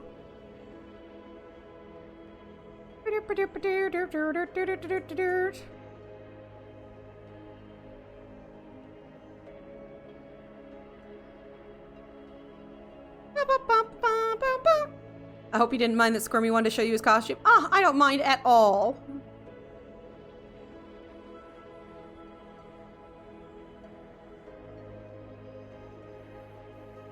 Gotta get my costume on for this. There we go. Bump, bump. Oh, hold on. Forgot about that. Ha ha ha. Have I been pretty good?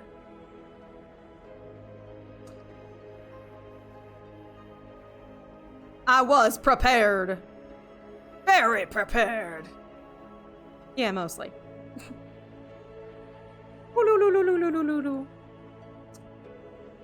I gotta get my actual costume set together for, stretch. For, my goodness, I still have that thing on. Ow. Okay, so that's not a pimple. Okay. There was a bump on my shoulder. I put a little pimple patch on to see if that was a pimple. It is not. Okay. But yes, I gotta get my actual costume ready to go for the day, so. Yes, of course, I'll be there. Tape offers her one last smile, then steps off the church grounds. He glances back a few times to wave her, just to make sure that it's real, that it's over. The place behind him now left a mark. Yes, a little trauma. Yes, it gave him a bit of strength. Tape walks towards downtown, old rooftops peeking out above the trees like crooked teeth. I hope Gum's still there. Gum is dead. Remember, we tried that. Okay. But he's gonna head to the mall.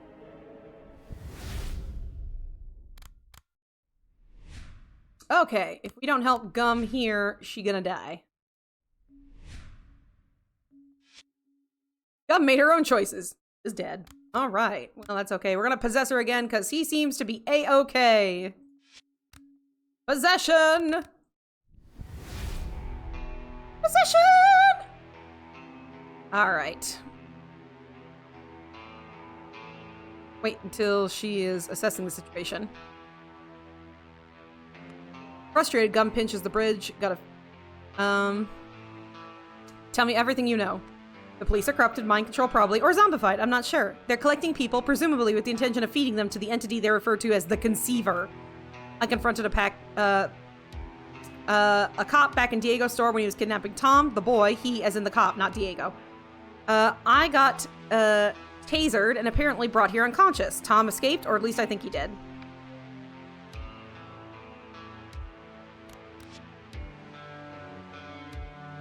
Okay, kid did not follow our advice. Okay, keep silent. There's a cop at the door, plus 2 civilians. How much police force they have in this town? She searches the wall behind the reception desk. No data available. Are all cops in this town brain dead, or only 2 I met? Probably better to assume the worst. Did they take my stuff away? The backpack doesn't seem to be around. The wallet holster is empty too. Hey guys, when the cops brought me in, did you see a blue backpack? No, I don't think so. What about a dildo? Pink, L size, and anatomy shaped? Oh yeah, I like her. Answer the question. Sorry girl, no dildos in the building for us, only assholes all around. Will you stop with that already? No, I won't. If they're gonna shove me into a cell, they can as well know what I think of them. This attitude is exactly why we're still here. I'm sure they'd have let us go if you freaking behaved. I'm supposed to be at work right now, you know? I might get fired of this. Did you know about that? Of course you didn't.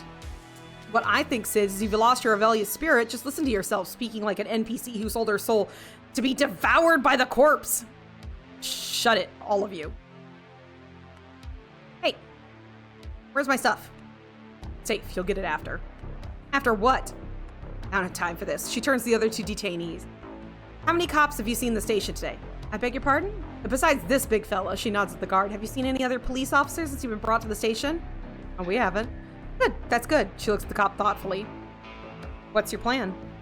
I'll damage his connection to the thing that controlled him. It's tricky, but it can be done with shield rail force. Not my strongest skill, so it's gonna suck.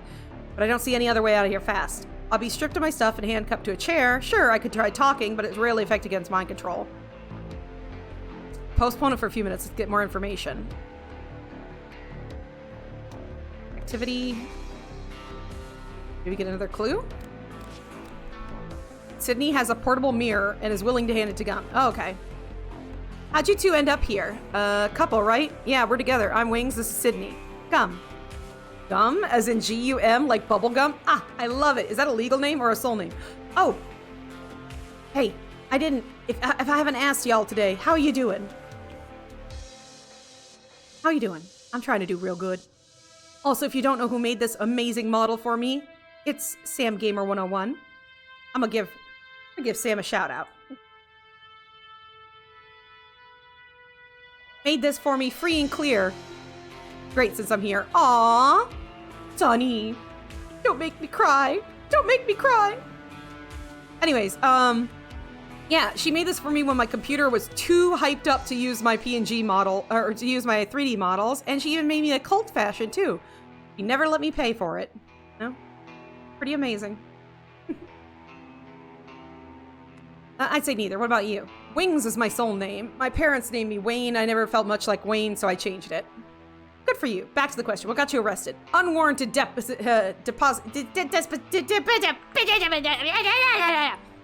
of the RHPD. It was public misconduct, Wings. We got arrested for public misconduct. We got in a quarrel on the street, a loud one.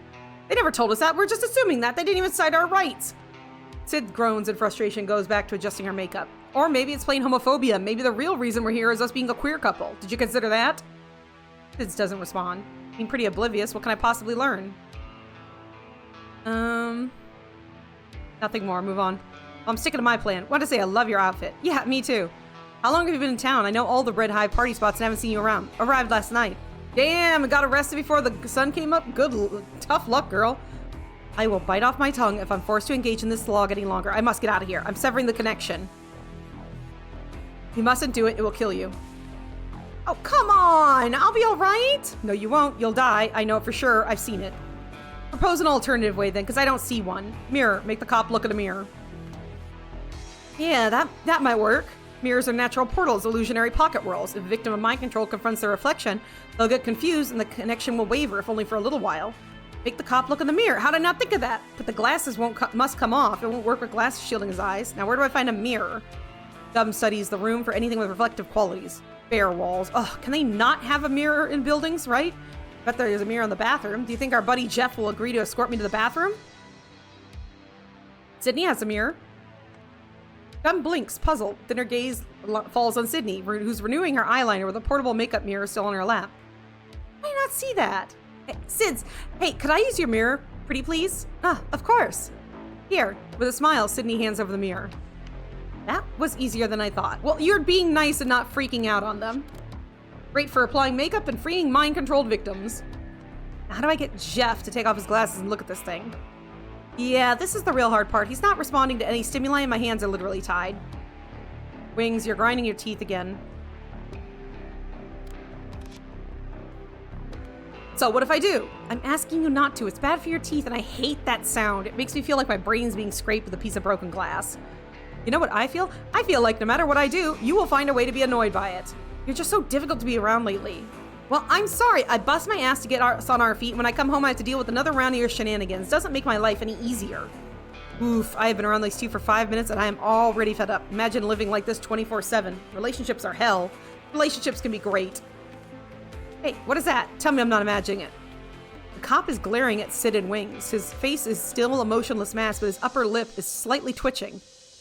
It's like he's doing his best to conceal his exasperation, but succeeding only barely. Seems like Jeff's not fond of all the bickering either. Maybe I could use that. All I need to do is heat them up and keep them quarreling until Jeff loses his temper. If I'm lucky, it'll give me a window for action. Let's try and see what happens.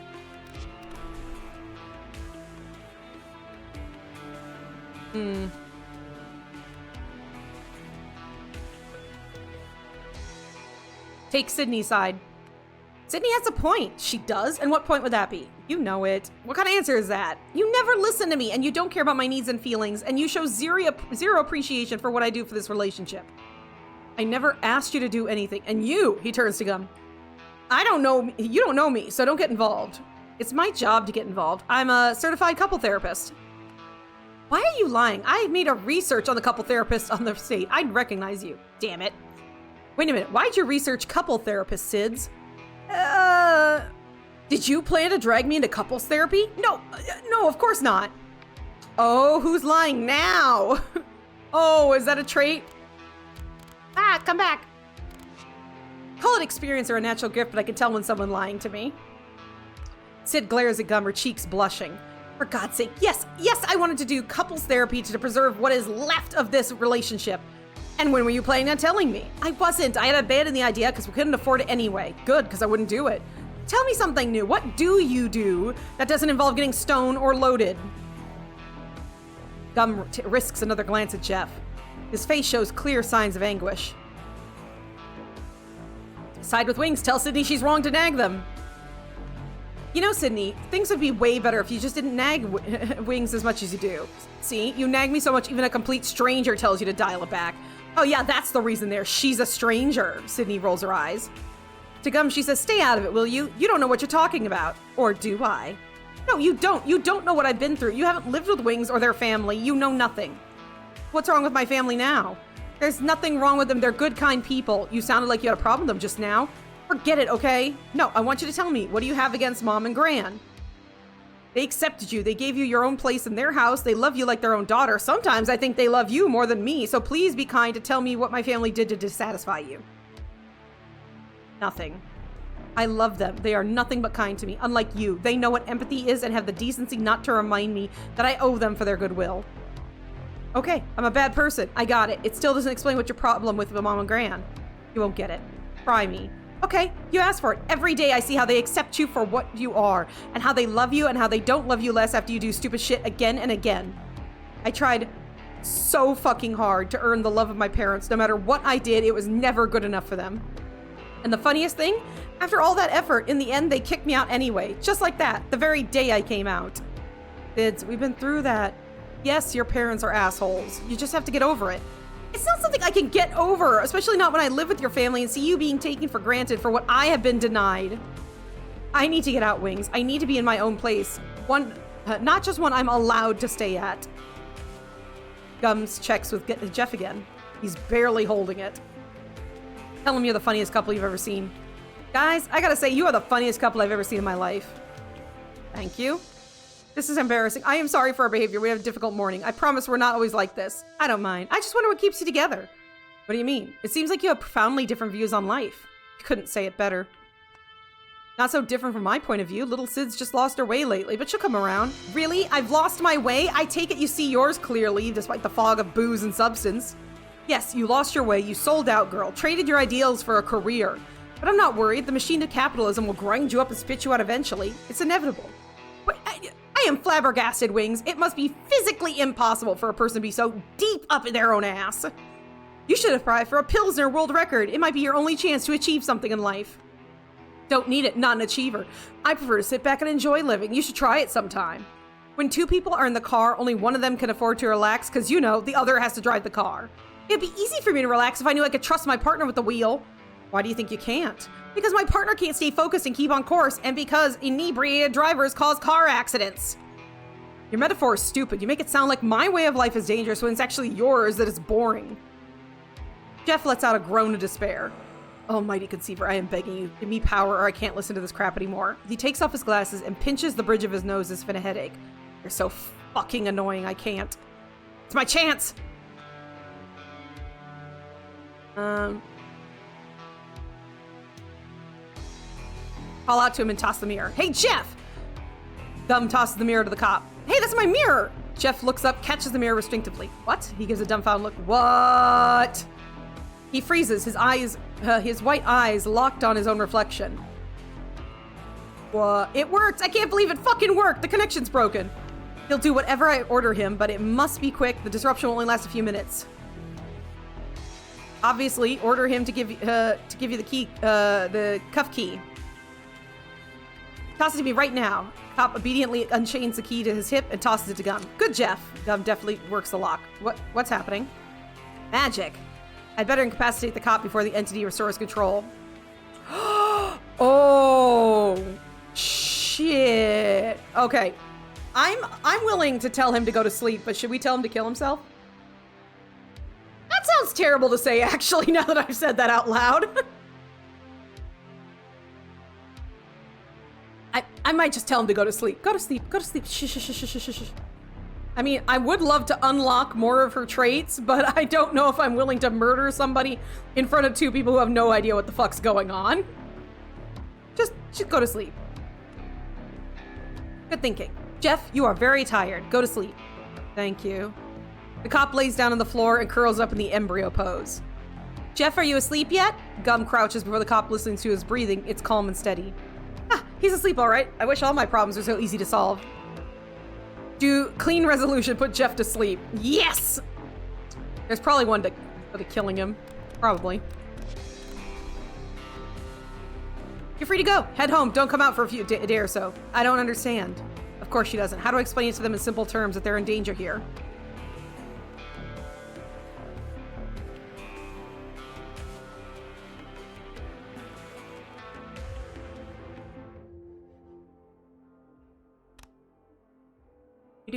Nom nom nom nom nom nom nom nom nom nom nom nom nom nom nom nom nom.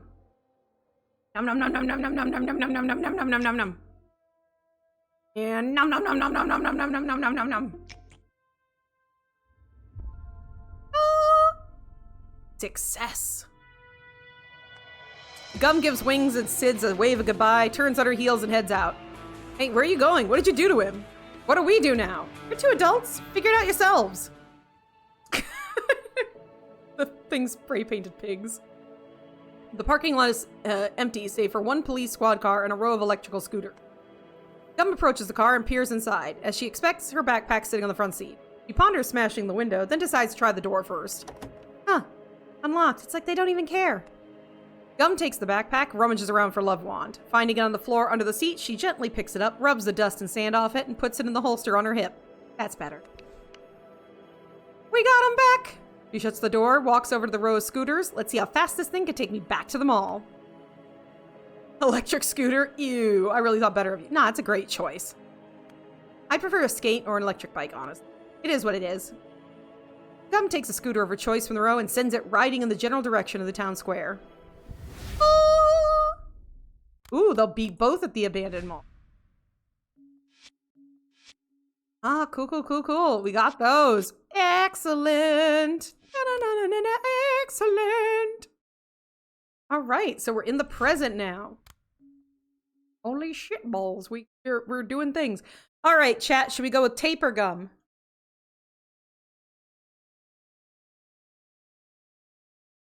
Remember, this is just loop 1. We've got more loops to do. Gum? Okay, so you were the first one, so gum it is. Possession! Possession! What? Not so bold now! Where are you going? I'm talking to you! Gum marches down the dilapidated hallway of the abandoned shopping mall, the holy lantern glowing brightly in her outstretched hands. The creatures don't seem to appreciate the lantern light at all. They hiss and click indignantly while scattering away and cowering in the dark corners or crawling into holes. Yeah, I thought so! With the lantern at her side, she heads down the hallway. The mall, albeit narrow, appears to be at least 300 yards long. On her search for the sound studio, Gum counts 4 exit passages, all locked and sealed.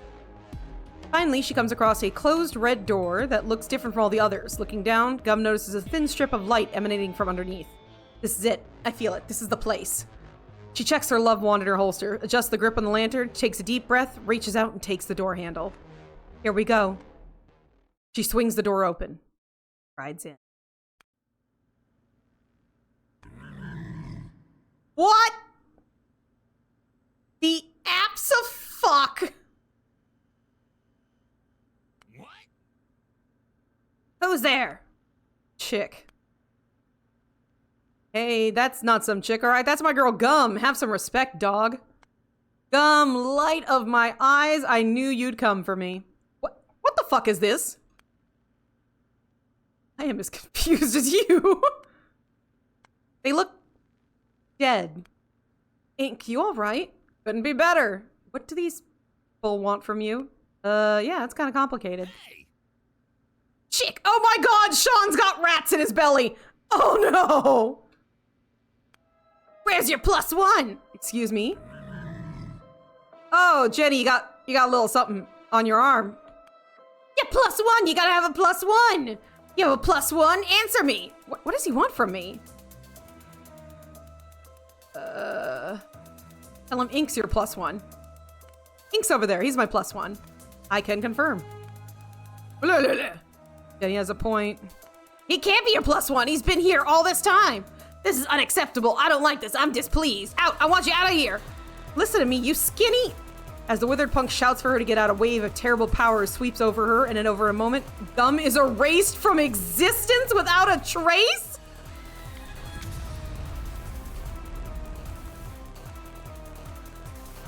Well, found out what that last clue is about. The insidious meat suckers. Okay, let's try that again.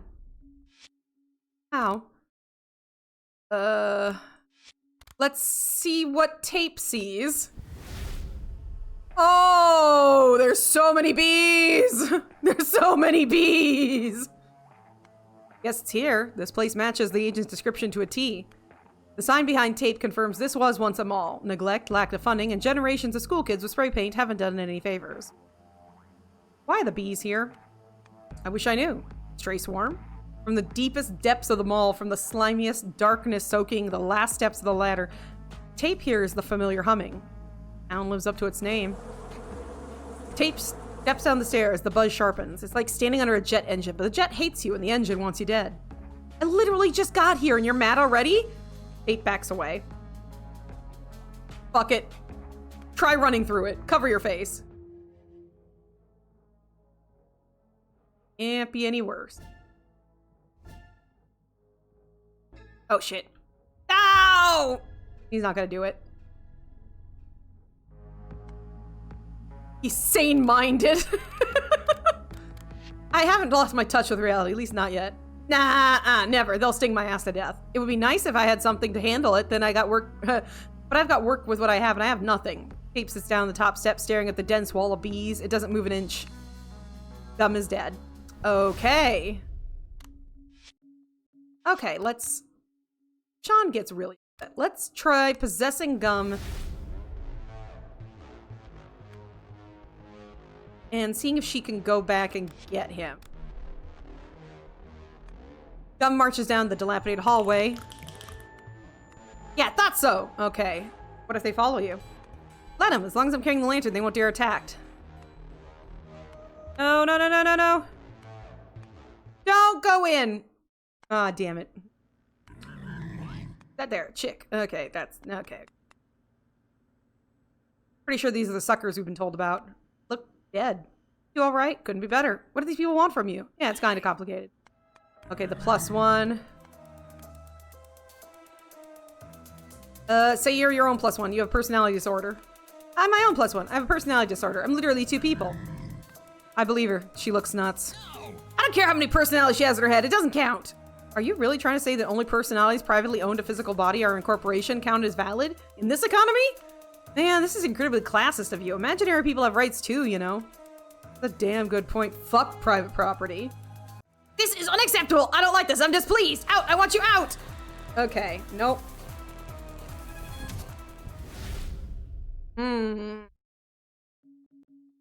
She's just gonna go on no matter what.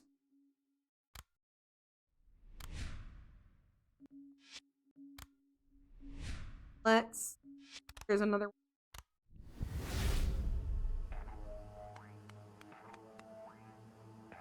What's your plan? Oh, right, okay. Find Gum. Probably get the shit kicked out of me. Agree with her I was an idiot for leaving the trailer. She had me locked in. And I'll tell her about my day. Even those stupid parts. Maybe there's a thread in there she can pull to make sense of it all. But it all hinges on not dying horribly if I get the chance to see her. Find where you are? Agent Wolf, the government guy I met at church, told me he saw Gum heading this way. I had nothing better to do, so I went looking for her. Now that I think of it, the agent could have lied to me and this could be a trap. On the other hand, I can't think of a reason why he sent me into a trap. I mean, I'm basically nobody, right? Tate bites the inside of his cheek. How are you feeling? My body hurts, Tape says, moving his shoulder carefully. The bouquet of feelings confirms what he already knows. And it's probably gonna get worse. Other than that, I'm fine. Mostly worried about Marie and Claire. Why are the bees here? Down. Oh, the options are locked! Damn it! Let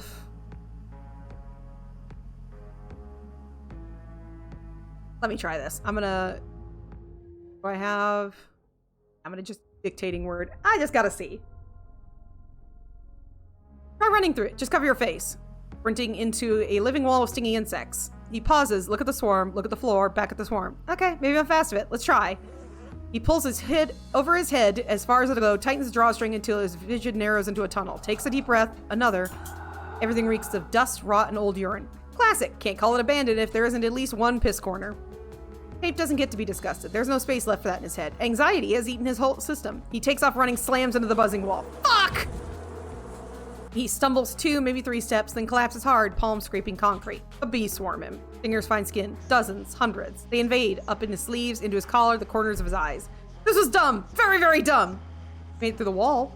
His gaze catches on something ahead. A few meters away, half lost in the swarm, a strange, human-sized blob. White, black, splashes of red.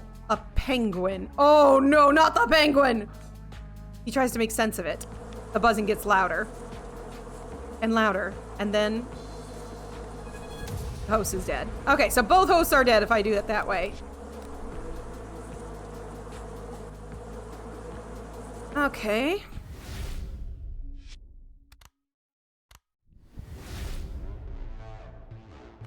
Let's see. I love the demongrel sounds.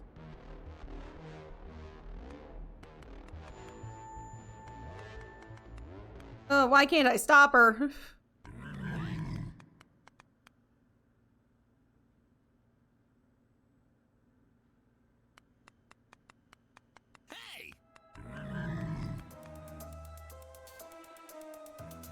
Demand they release Ink? I'm about to leave, and Ink's leaving with me. Whatever you want from me, you're not getting it. Release him at once. Ink, come over here. I told you, it's not that simple.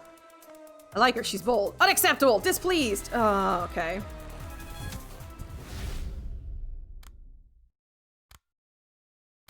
In the...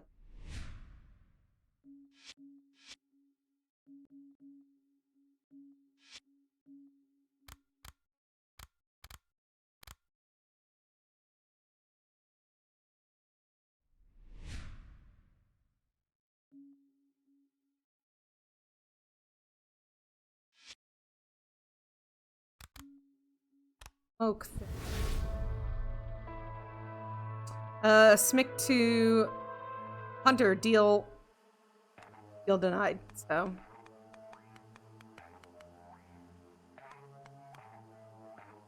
You need the bee smoker.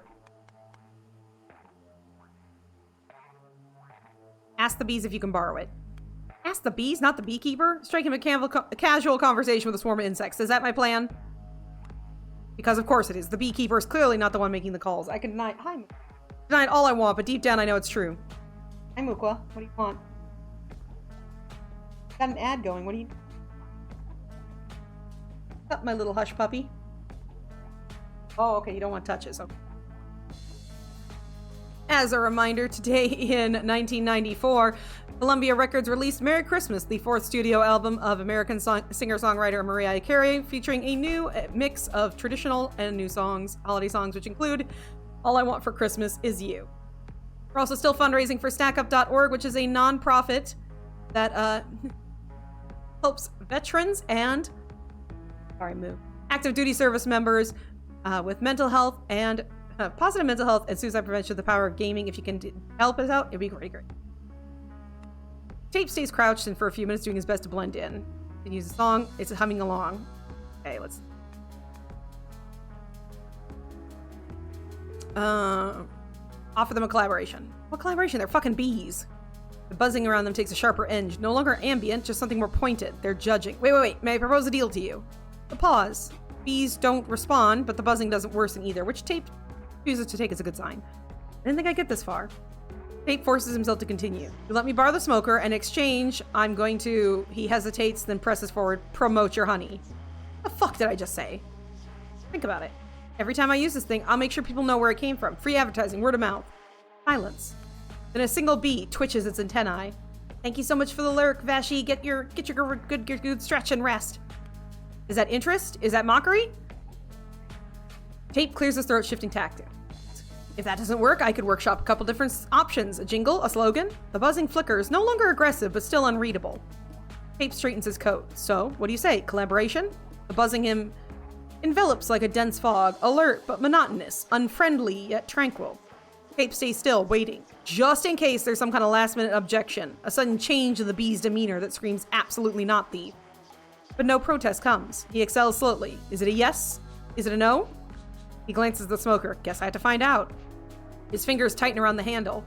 He hesitates for a second, but the beekeeper is still lost in whatever cryptic rituals. He yanks the bee smoker and ducks behind one of the bee houses. Not the best for cover, but it'll work.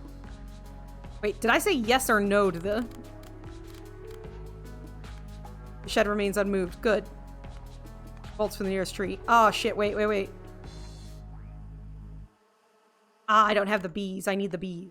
Okay, hold on. Okay, that will definitely help with the future, but I need the bees. I need to go back, get the bees.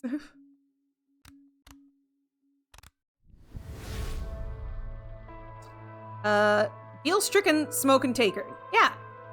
Wait, does that include the bees?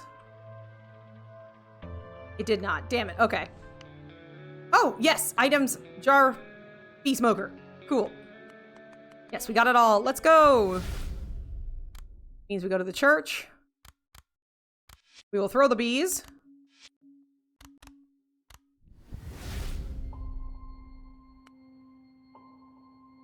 Skip until escape attempt.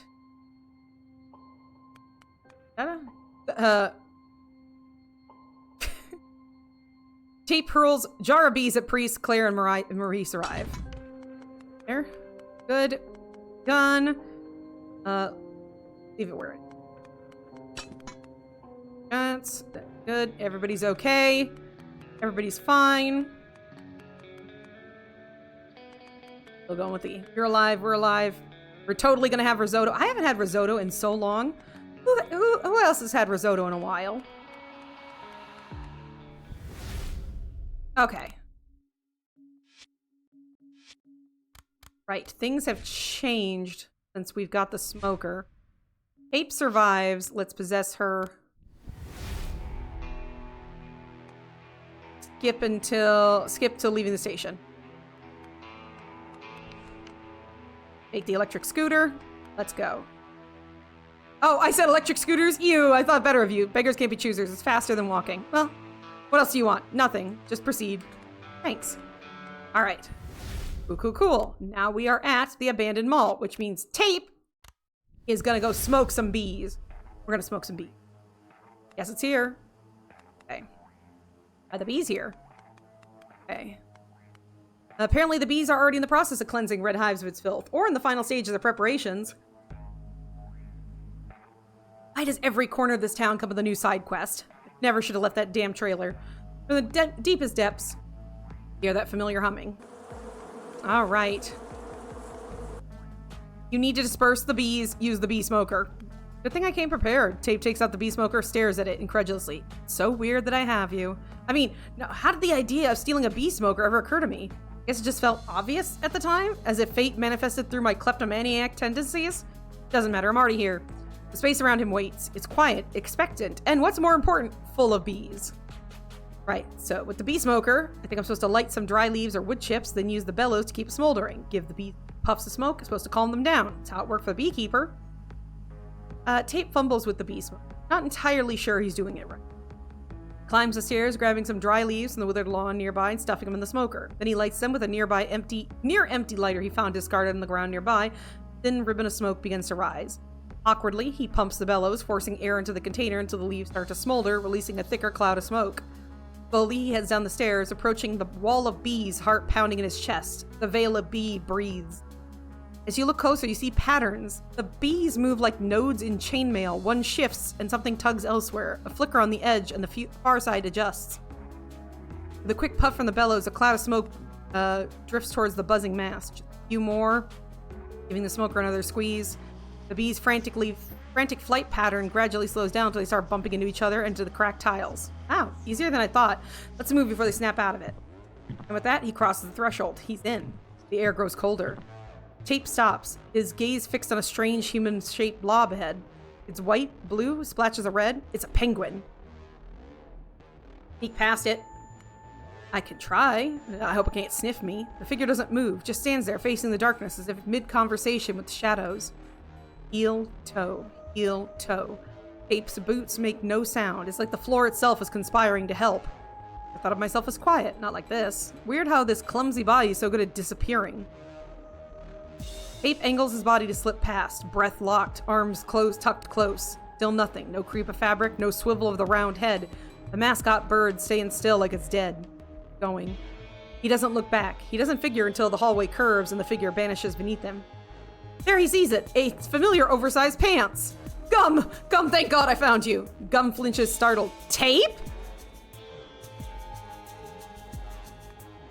The hell are you doing here? Didn't I lock you up in the trailer? Play it cool. Act like you're completely sane and not traumatized. Finally, someone you can trust. Share your burden. Maybe even cry a little. Yeah, but the weight of everything he's gone through floods through him. Gum, it was awful. You seriously have no idea. Can't even imagine. I've been through so much. And that is entirely your problem. I told you to stay in the Wait, are you crying? No? Tape quickly wipes his cheek with his sleeve. Oh, you've broken my trust, Tape. Well, I see you're upset. Just let me explain. Save it. Are you hurt?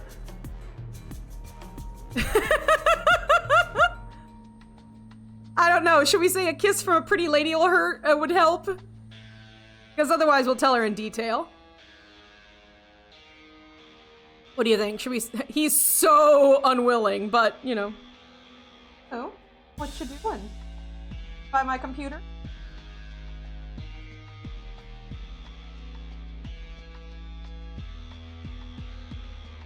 He was super affectionate this morning. Fuck it, I'm gonna make him do it.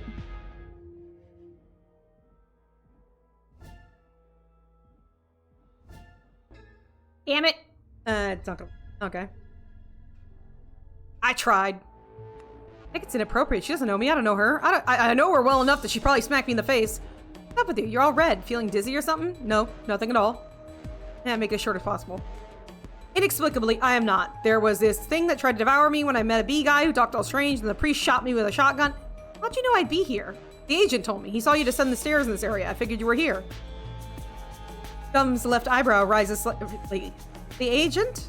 Yeah, a sleek white guy in a suit claims he's from some secret service of the paranormal blah blah blah. Apparently that's a thing. Have you heard of them?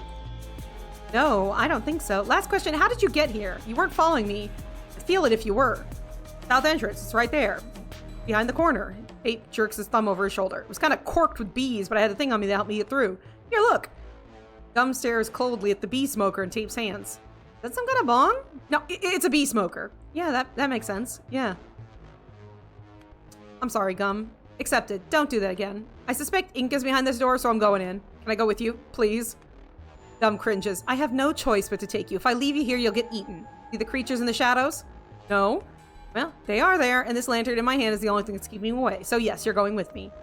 She raises her index finger to Tape's nose. You're going to stand 2 feet behind me, and you're going to keep quiet, and don't you dare do something stupid. Hearing you loud and clear. Gum takes the handle, jerks the door open. What? Chick and a lad. Are these guys zombies? Hey, that's not some chick, all right? That's my girl Gum. Have some respect, dog. And this is Ink, I guess. Gum, the light of my eyes. I knew you'd come for me. Who's this pretty young boy behind you? Is he friendly? Name's Tape. He's my liability. Polite. Look at him. You hate him. Nice to meet you. Pleasure's mine. Ink made a show of giving Tape a mischievous wink. Oh my. Are we shipping Tape and Ink already? Hi. Nice. So far, so good. It's so great you managed to bring someone with you. Like you asked, Gum. It'd be a total disaster if you showed up alone. I was afraid that part of the message didn't come through. It didn't. Tape being here is an accident. You two, you're gonna be mom and dad! Tape pulls at Gum's sleeve, seriously alarmed. What is he talking about? No idea. Let's rock! Take your places. The meat grinder's about to start spinning. Woo! The band leader grabs the neck of his guitar and shakes it. He seems unsure of what to do next. The girl behind the drum and the guitarist watch him. Deep sympathy. Gum turns to Ink, raising her eyebrow questioningly. He smiles melancholy in response and shakes his head. Hey, what's going on? Nope. Should I ask someone? Don't say anything. You were told to keep quiet. I'd rather say nothing and see where it goes. Sean, you are waiting for Mom and Dad. Here they are. You gonna play for us now? Yes! Everyone's here! Mom! He points at Gum. Dad! He points at Tape. The friend of Damien, who knows a guy who works at an independent label up in the city that might be interested in signing us. He points at Ink. Y'all have come just as you promised. You totally didn't bail on us like pussies. And now, we can... play? He looks down, scratching the back of his head as if suddenly deep in thought. Something wrong, Sean? I don't know. Come on, Sean. Everyone's here. Play for us. Sean nods, gripping his mediator and raising his hand, only to lower it a moment later, defeated. Something's missing. Well, this is officially not good. Ink grants Tape and Gum an apologetic smile, spreading his arms. I'm afraid we're not getting out until they play. Why not?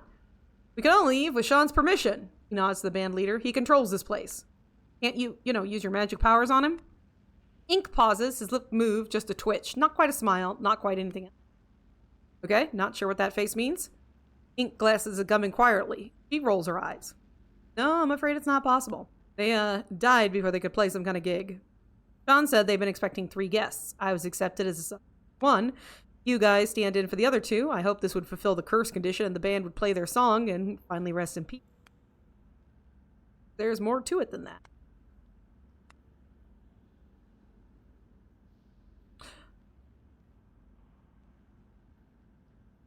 First, he's missing an arm. I hate to be that guy, but what makes you think they can play? I mean, the guitarist is missing an arm. What are you saying? Don't you need 2 arms to play the guitar? No. Damien's very good! Anyway, what do we do now? What do you think? We make them play. Oh my god. Gum, why? Please be good, Mom. Gum strolls her way to the band leader, stops 2 feet short of his face. Just please, Gum, don't upset him. Sean. What? I want you to play a song for me, Sean. Yeah, I want that too. Good. Do it then. Sean looks visibly uncomfortable. Let me do sound check first. 1, 2, 1, 2. 1, 2, 3. 1, 1, 2, 1, 2, 1, 2, 3, 4. Sound is fine, Sean. You can stop counting and start playing. I'm not sure. Come on, it's simple. Just pull the string with your finger, press your mouth to the mic, and start vocalizing. Stop it! Stop patronizing me. I don't like it. Confirm. No one likes being patronized by a chick above all. Oh no. Now you're fine. I need you to play for me, Sean. Right now. Can you do that? Of course we can. We're insidious meat suckers, the meanest, most rebellious band in the... Nope, she needs your help, Tape. Can I help? I'm good with people. No, you can't. Stand back and don't get in the way. Ape snaps his mouth shut. Inca notices and makes a waving gesture with his cigarette-free hand, signaling him not to take it personally.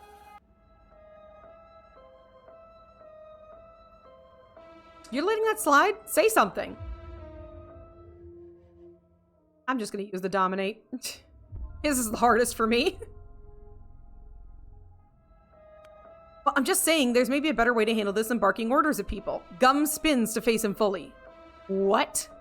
When we walked in, you promised you'd keep your mouth shut. I know, I tried, I really did, but I'm starting to think you need help. Oh, really? What else are you starting to think, smartass? That you're great at shouting and less great at listening. The fuck did you just say to me? God fucking help us. Perfect time to make it personal, call her a bitch. That's enough. I've said what I need to say. If it came out harsh, I'm sorry, but I'm not taking it back. Whatever. Sean, the fate of the entire world depends on you getting your shit together and playing the song right now. That's a lot of pressure! I think I need to lie down! Play the fucking song, Sean! Stop it! Yeah, don't talk to me like that! Who do you think you are? You're not my mom! Gummy's getting upset. Say you're sorry now. But I am your mom, Sean. You said so yourself 2 minutes ago. No, you think I'm stupid? You're a stand-in, and you're a stand-in for Jenny's mom, not mine. And you're mean. I don't like you. I don't want you here. Oh, shit. Guys, stop. Let's talk this through with reasonable people. Out, all of you! Out? Cool, that's exactly what we wanted all about. And we have been resolved. Okay. Let's try that again.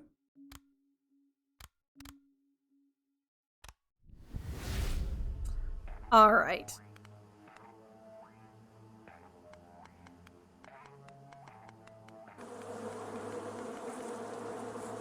E-smoker. I know. Sean, damn it. Skip to the mall.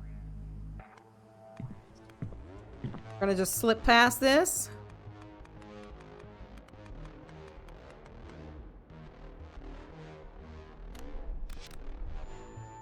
If not stopped, Gum will inevitably upset Sean with a rude demeanor and he'll eradicate everyone in the room. That's fine.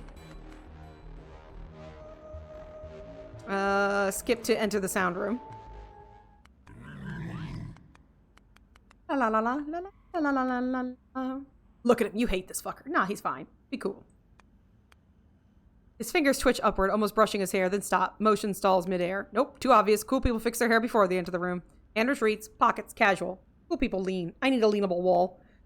Ape gaze skims the room fast and slower, pretending not to look. Nearby, every surface is streaked with something faintly organic, definitely unidentifiable.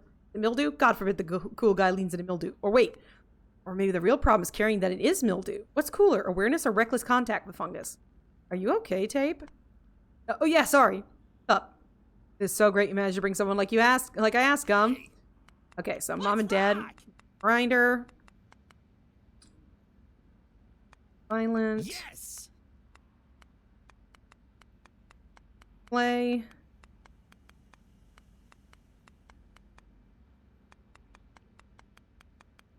La la la la la la la. Dang it, Sean.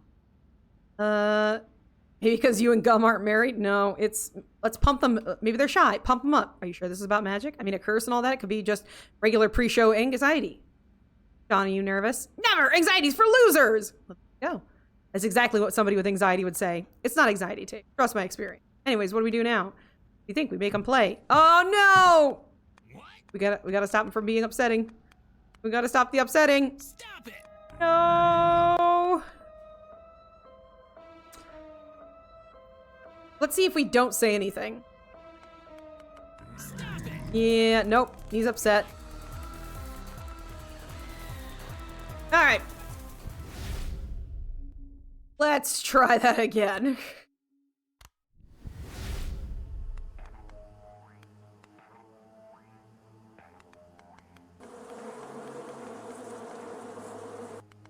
Skip to the mall.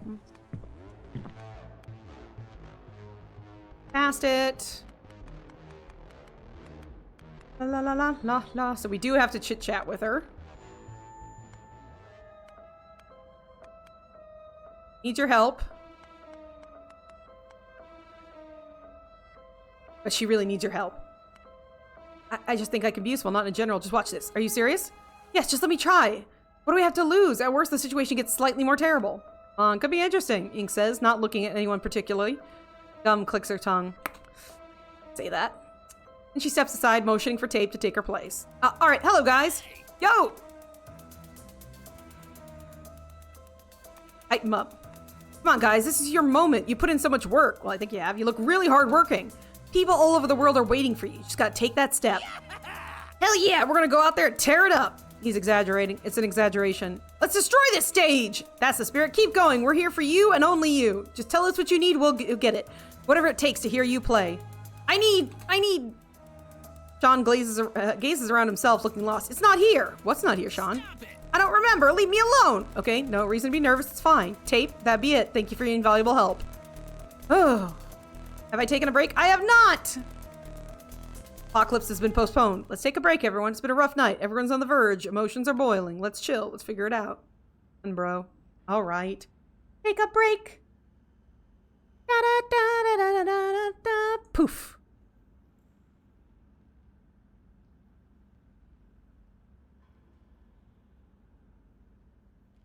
Poofed. All right, everybody. I guess we're going to take a little one of these. You know what letters we're talking about. The kind that make my dog scream like crazy. It's been about 2 hours, so you should make sure to get your own stretches in, your own relaxation, all that good jazz. Make sure. Calm yourself. Girl, calm down. Yeah, like Wolfie says, get a snack, get a break, get some stretch, get some water, meds, all that jazz. Excuse me. I'll be doing that for myself, so see y'all soon. Check out the fundraiser if you can. It'd be great. It means so much to me. Thank you. Be right back.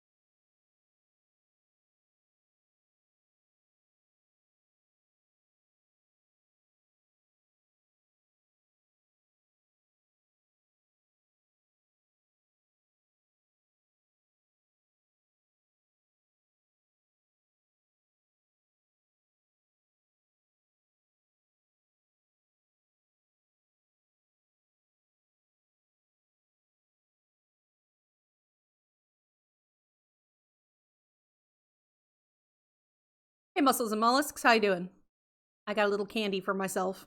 And I'm taking all my meds, so.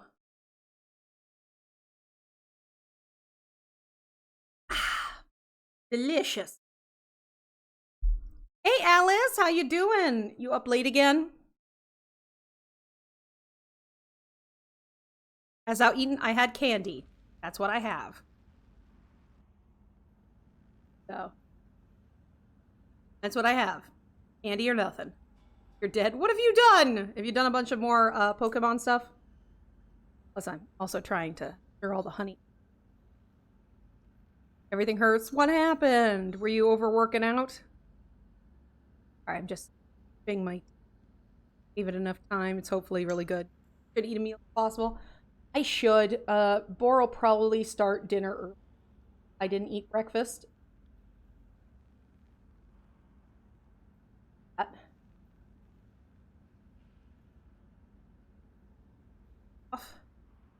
7 hours running through town, getting stuff and catch. Oh my god, Alice! Make sure to take a shower. Eat after stream at least? Yeah, that's what I'm probably gonna do. Probably by the time I get off stream anyway, Bor will probably be done and then probably ask what I want. I will get... I am staving it off with a little bit of candy so I don't get shaky.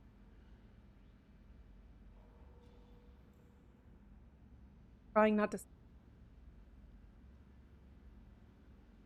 I go shower, then shower. Plus I gotta take a shower today. All my laundry is done.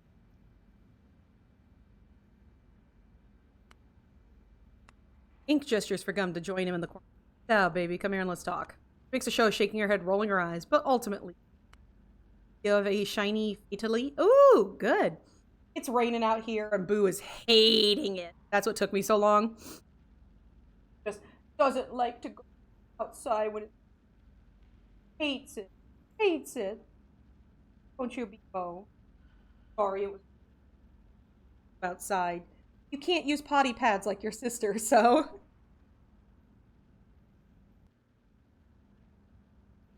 Can I come too? A bit later. Okay, we got lots to catch up on. I'll call you, talk to the band or something, I don't know. But don't upset Sean. Okay. Ape approaches the band. Sean and mates either. Sean probably cares what they think too.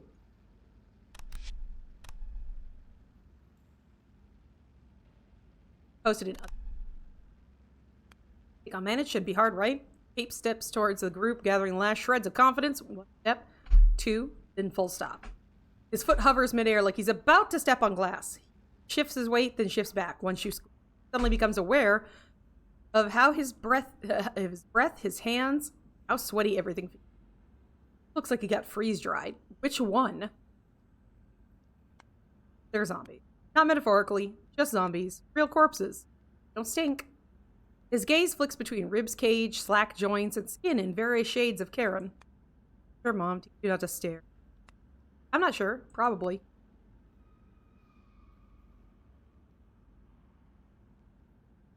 Say something nice about Damien's guitar. Awesome guitar, Damien. That's your name, right? Does your guitar have a name? People name their guitars, right? Damien slowly blinks. The looks he either gave Ape is not mean, but it's not warm either. The wannabe Super Saiyan. Oh yeah, I wonder how they die. This could be like, Jenny could be stages of rot, but like, Damien obviously looks like somebody took him out, but it's like, what happened to him? Other than the rats in his stomach. The look kind of says, you're so insignificant, I can't tell if you're the most insignificant thing that's ever happened to me. I'm here to ask intrusive questions about my guitar. You came to call him an asshole! You did, you like guitars.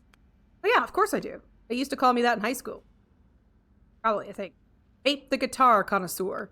This one, she's a beauty, look at her. You gotta tell me your name, Damien. Rude as fuck. Has anyone ever told you that? Totally fair.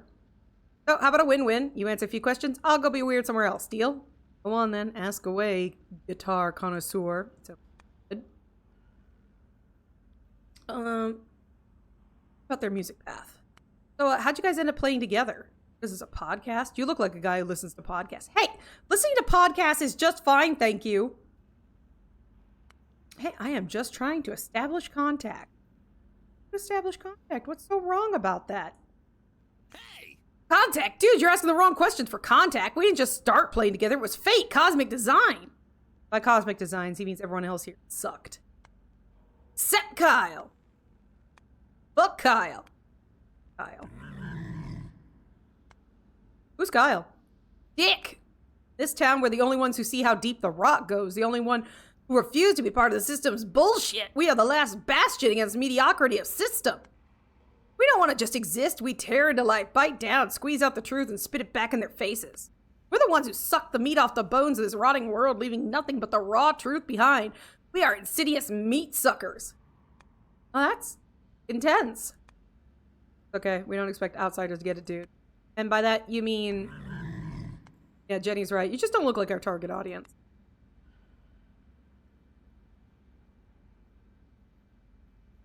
Target audience? That's not very punk of them. You know, target audience sounds like a marketing company. It feels like it's commercializing punk rock, which undermines the essence of punk, which is supposed to be a rebellion against everything, including commercialization. Look at this smart guy over here. Yeah, man, that's mansplaining right there. I'm literally just talking in front of Jenny. She fucking wrote her PhD on anti-capitalist sonic warfare, feminist reclamation of volume as resistance. Then she dropped it in a zine so underground they used dirt as ink. So maybe don't explain punk to her like she's 5. Ape is a fucking nerd. Yeah, he is. I'm not mansplaining, I'm just telling you how I see things. Yeah, and that's society who put those bonders on you. Just maybe, but it's not like your perspective is any more objective. Got it. Sean is suspiciously silent. Yeah, I guess I should bite my tongue right now. I'm not here for deep heart about art. My bad. You guys clearly know what you're doing. Of course we do. We've been doing this for years, dude. We bled for it. We got our shit kicked in and still went back on stage for it. Cops fucking booked us for it. We played soaked in piss water. Also for it.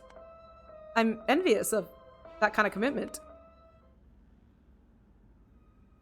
Ask him about Tell me more about Red Hives. We've already told everything to that guy over there. Points with his arm stumped to ink. I know, but he's busy and I really want to know. Has anything strange happened here?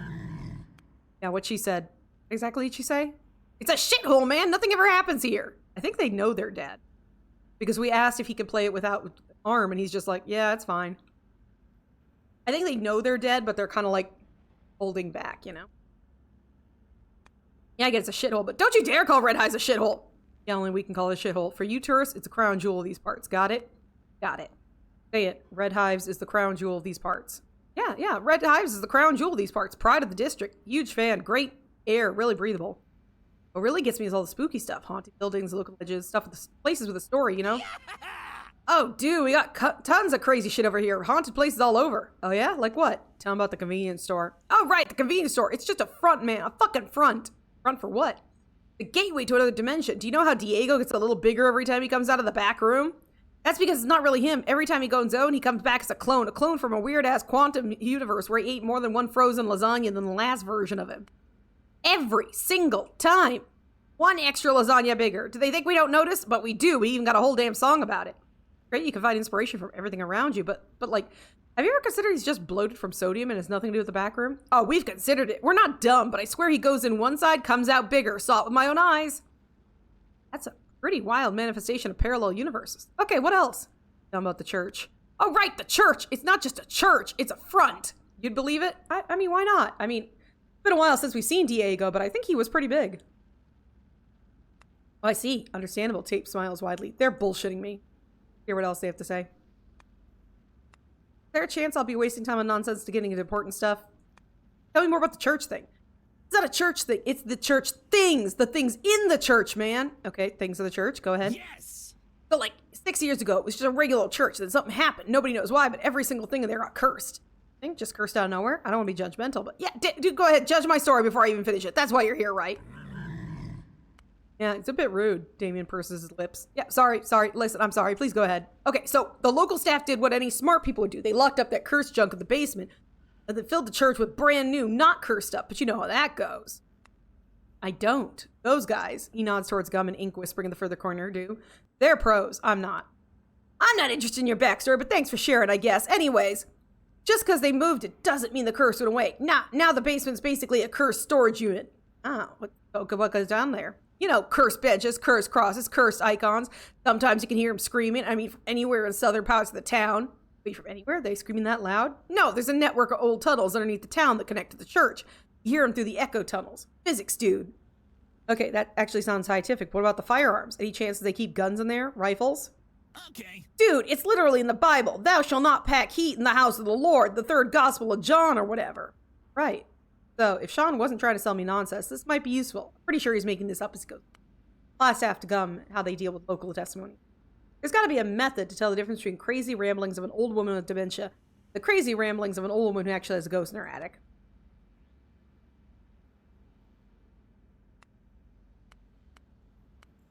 Talking about the bee. Oh, the bees? I was at the apiary earlier. They're weird, like really weird, huge, and they act like they understand things. Look at you. And if you look back at them too long, bam, bam, you start seeing patterns. We have seen patterns. Hexagons, same ones repeating over and over. Church windows, school walls, my cousin's back tattoo. Okay. Hexagons everywhere. Okay, but if they've always been like this, I mean, the beekeeper said they just changed recently, like overnight. And you think this place would be called Red Hives if we had normal-ass bees? Come on, man, that name's a warning or a prophecy, depends on who you ask. Okay, is that something you figured out? Or there's a guy at the post office who used to be a beekeeper, then he went bald, then he vanished. Explain that. I'm not sure that's connected. It's all connected.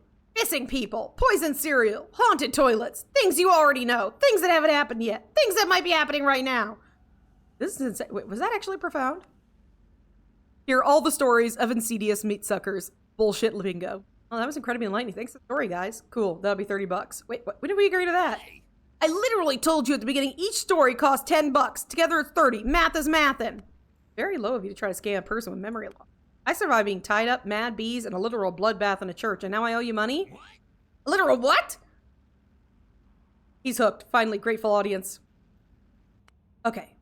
Rewind. I woke up in some trash trailer, tied out to a chair. Girl over there did it. He jerks the thumb over to the shoulder where Gum's talking to Ink. Not gonna lie. He looks like a kinky chick. Just say it like it was. Oh, what? No, there was nothing pleasant about it. You brought it up. I just shared my experience without objectifying Gum. What are you even talking about over there? Nothing? Nothing at all? We're just having a respectful discussion about bondage. I'm gonna leave right now. No. You're not leaving! Okay. Tell him about your awesome lock-picking skills and the beggar. Gum left me in a trailer, told me not to leave. I managed to pick the lock on the door. You broke her trust? Dude, not cool. Guys, you try to scam me out of $30. I don't think you have the moral high ground here. Anyways, pick the lock. It was amazingly easy. Almost soothing, honestly. So I step outside, immediately bump into the guy who looks like a beggar, asked me for change. Turns out it was a tentacle monster. Oh yeah, that's Larry. Total legend. Know him? Of course, Larry the Mucus. Real sweetheart once you get past his fangs. He jammed with us once. Synth. Actual prodigy. I'm pretty sure he tried to eat me. Jenny's right. That just means he likes you. They're bullshitting me. Again. Tell me about the apiary. Then I end up in this apiary where there's a beekeeper, weird as fuck, no face visible, talking all strange, bees huge, you wouldn't believe it, but smart, seriously. Ooh, shit, government hives. What? Yeah, Red Hives, apiary number 6, is run by an old intel contractor, recruits ex-military apiarists. They train bee for sabotage and tactical surveillance and tactical sabotage. The first batch was created in American biolaboratories in Ukraine. I am almost 100% sure that is complete bullshit. Jenny's right. They love people like you.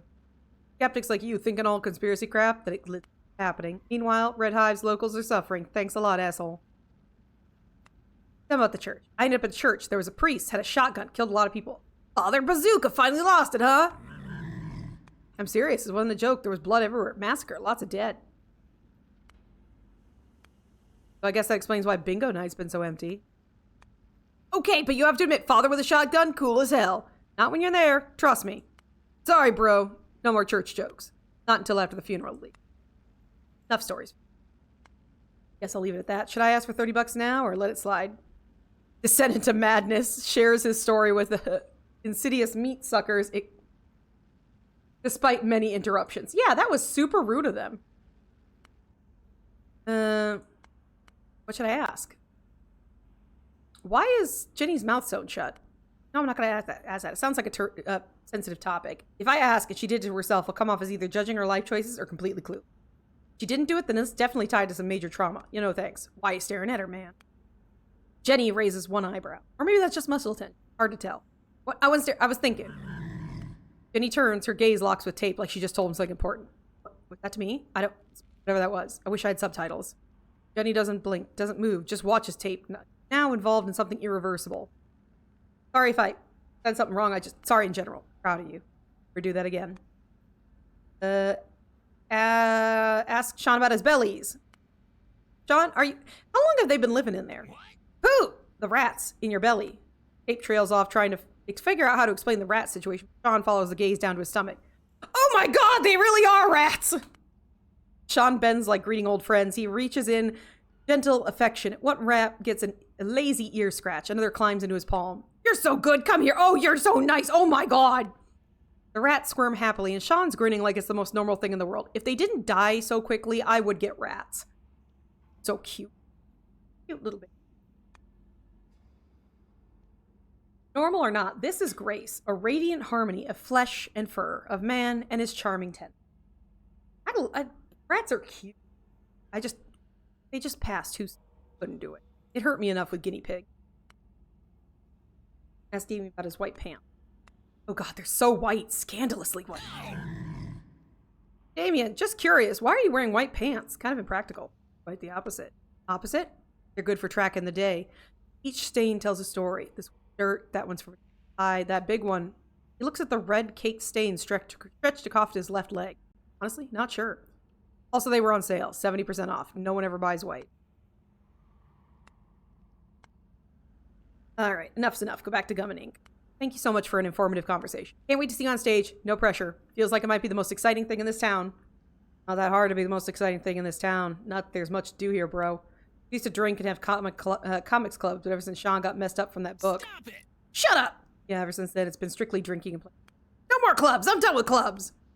Wait, what book messed up Sean? H.P. Lovecraft anthology. Don't even mention that name in my studio. I hate that guy. I hate him so much. Yeah, I get it. Books could do that to a person, I guess. Tape waves goodbye and heads back to Gum and Ink, leaving Sean to mutter furious curses under his breath. Guys? Gum turns to find Tape standing beside them timidly. Yes, Tape? Did you learn anything? Well, I asked them about red hives like you told me to. They unloaded a wagon of sort of conspiracy stuff on me, but honestly, I think they made most of it. Interdimensional lasagna theory, cursed items in the church, which is not far from reality, but still doesn't add up. A semi-religious story about bees, missing people, haunted toilets, poisoned cereal. I'm not sure what to make of it. But I've learned why the band is called Insidious Meat Suckers. Also, Sean apparently has some kind of beef with H.P. Lovecraft. The worst writer ever! I see. Thank you, Tape. What now? Ink smiles wistfully. Now back to it. We must find a catalyst, something that'll make the band play. Or we can just sit here and enjoy each other's company until one of us goes insane and starts a murder spree. My bet's on Gum. Gum props her hand on her hips and looks around the room. Here in this... I refuse to accept it's not here. It would mean we can't get it, and that would mean we're stuck here forever. Stop be pessimists. We don't want to ruin the mood before a great concert, right? God, stop. Fuck up. About their punk friend Kyle. It's possible, isn't it? They spoke as if they're bored of the situation. Maybe you're missing someone for the show. Yeah, Mom and Dad are here. He points to himself and Gum. Gum grimaces but waves, as the friend of the friend is. Been through this before? Yeah, during our conversation, the guys mentioned that there's someone else in town they respect and want to play with, right? Oh no, bro. That's where you need to stop. Why? I could feel how intense you were when you were talking about him. Ape, or whatever your name is, drop it. Who are you talking about? Your friend Kyle. Shut up! We don't need this ass little play. Yes? Okay, I'm sorry. It would be terribly awkward if that really was the case. Well, then Lovecraft. Because I don't think the messiness of the place is going to be a real problem. About Lovecraft? Sean was pretty emotional while mentioning him. 10 whole bucks! 3 hours of my life I'll never get back! Start from the beginning. Who is this guy? Wait, you don't know Lovecraft? H.P. Lovecraft? Cthulhu Mythos? Cosmic Horror? Eldritch Monstrosities? Ah, trait influence. We are hardcore bookworming. Gum shrugs. You're just throwing words at me. Well, he's an American writer from the early 20th, I guess. He looks to Ink for help. Don't look at me. I'm homeschooled. I think I love Sean. I hate that he makes me wreck my voice. But yeah, Sean's pretty great. I mean, the guy loves rats.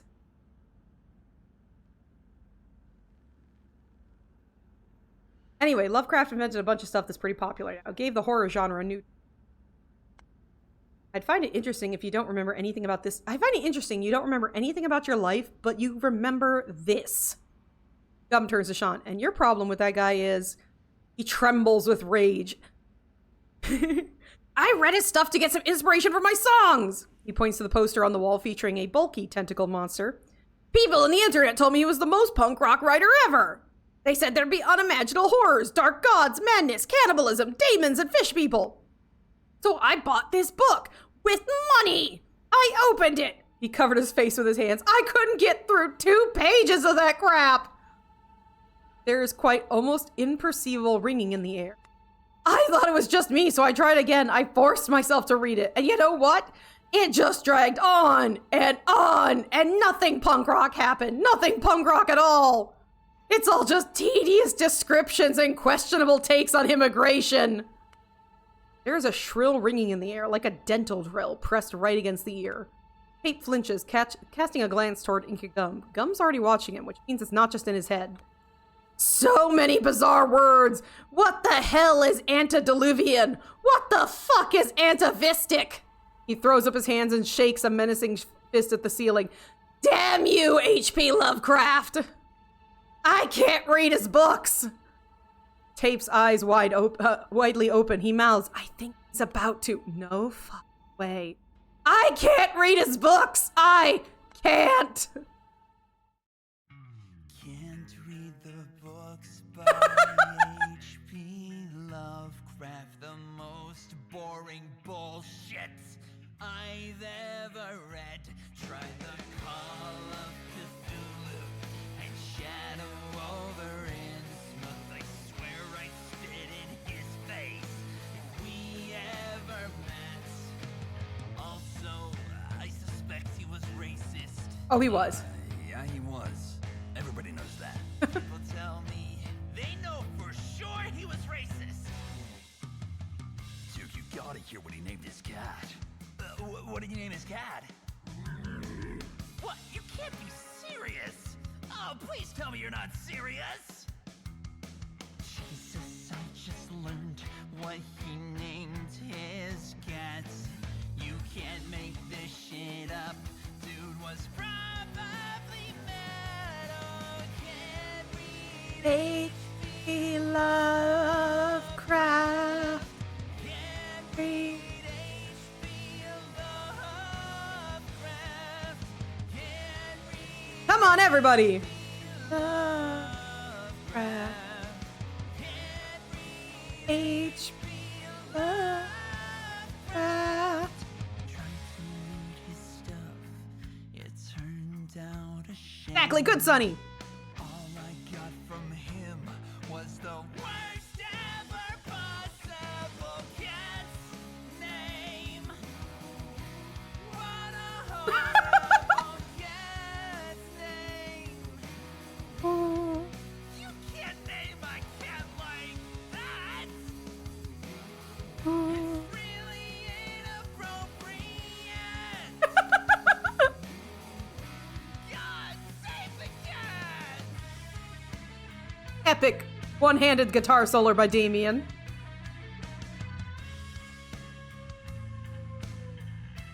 How's he doing that? It shouldn't be physically possible.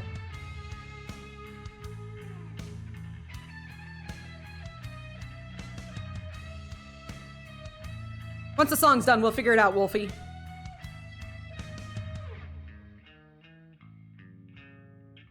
They're actually pretty good.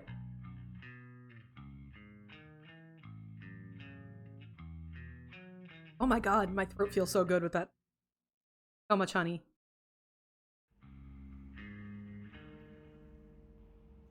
Okay, hold on. Yeah, though, I'm pretty sure H.P. Lovecraft was pretty raised.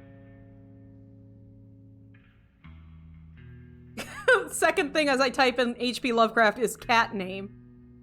Okay. Oh, it's bad enough that the AI does not want to say it. Okay, I have to see this. Okay, like the AI overview of Google says H.P. Lovecraft's childhood cat was named after a racial slur. The offensive term, which we will not repeat, was widely used by the writer and also appeared in his short story, The Cats in the Walls.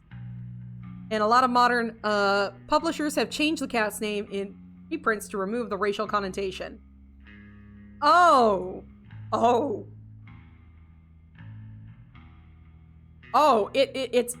it's N-word man. That's the name of his cat. He named it when he was 9? What the fuck is wrong with H.P. Lovecraft? Why? Why would you save the cat? Ah!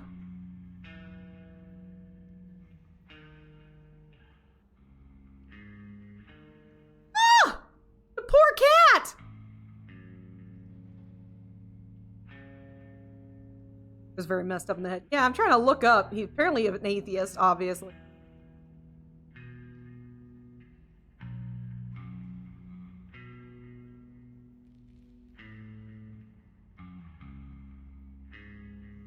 Also, his first and middle name for the HP is Howard Phillips.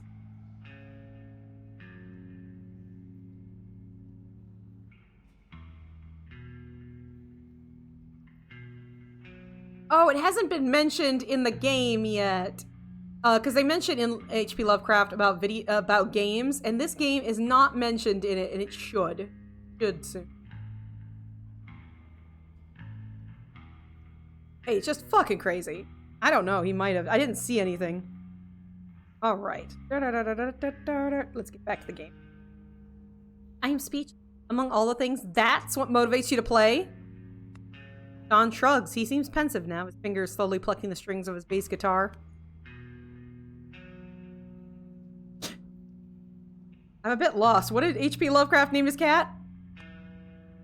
He named his cat a racial slur, which tells you quite a bit about the man and the era. Oh, thank God. Can't get past how Damien pulled that solo off with one hand. He's very good! So we're free to good now, or the song's not over yet. They must finish the song. Ink looks intently at Sean, his face wearing a weird expression, as if he's calculating something in his head. Guys, can you finish the song so we can leave? I don't know, it feels like something's not right! Oh, not this again. If I had to guess, I'm still saying we haven't found the missing element tying the band to the world of the living. But we have it! It's Sean's hate of Lovecraft! Apparently not. I don't understand. They played the song, haven't they? We found a way to make them play. You said it was their unfinished business. Gum lets out an exasperated sigh. What Ink is saying is now that the gig probably wasn't the unfinished business. Not the only unfinished business. Something prevented the band from performing while they were still alive, something Sean had to do before the gig, but never got the chance to. Yeah, it's my theory. We exposed Sean to an emotional experience so strong he was forced to search for a creative outlet. Played a song to deal with his emotions, but the missing element mystery has been resolved, so he can't finish the song he started. We're back to square one. Kate gazes at Sean for a moment, regurgitating new information. Sorry if my question's stupid, but is it possible that Sean mentioned this missing element while you're all talking about it in his song? Gum and Ink exchange glances. Tightly shut, art can be whole. Coat used to say. Hey, you're a genius! Sean definitely mentioned the missing element in the song. Damn, it feels real good. What's the prominent part of the song? Sean's reading impediment! Sean sounds pretty confident in his opinion of early 20th century American literature. I think its woeful level of media literacy disturbs me much more than him. Oh. The cat! Is it the cat? Could it be about the cat? Such a poor little soul! Sean shakes his head sorrowfully. I muted the break for the song, so it's coming up in 40 seconds. Poor little thing! What was this cat's name you said? I won't say it! That bastard named his cat a racial slur! Oh. And you feel bad for the cat that lived 100 years ago and was named a racial slur? Poor little thing! Who names his cat like that? Huh. What if you propose to rename the cat? That? Sean, art lets us respond. I don't know, maybe it's silly of me, but we could rename the cat. Ah, that might actually work. Sean, do you want to pick the name, or should we handle it? I have a black belt in naming things. Flabbergasted, Sean turns to look back at his bank. Rename? The cat? Sure, why not? Rename the cat! Rename the cat. Rename the cat! Are we getting another song?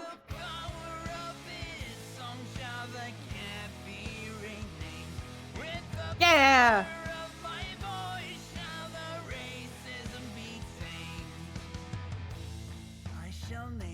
Yeah? What's it gonna be? You shall go by Fluffy Face. Fluffy face! Fluffy Face.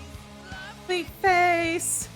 Fluffy face, a good cat name, not insulting to any race. We fixed it, guys. The racism is no more. No more! Oh man, was it that easy all along? Dude, I should solve more of the world's problems. I'm gonna get a cat.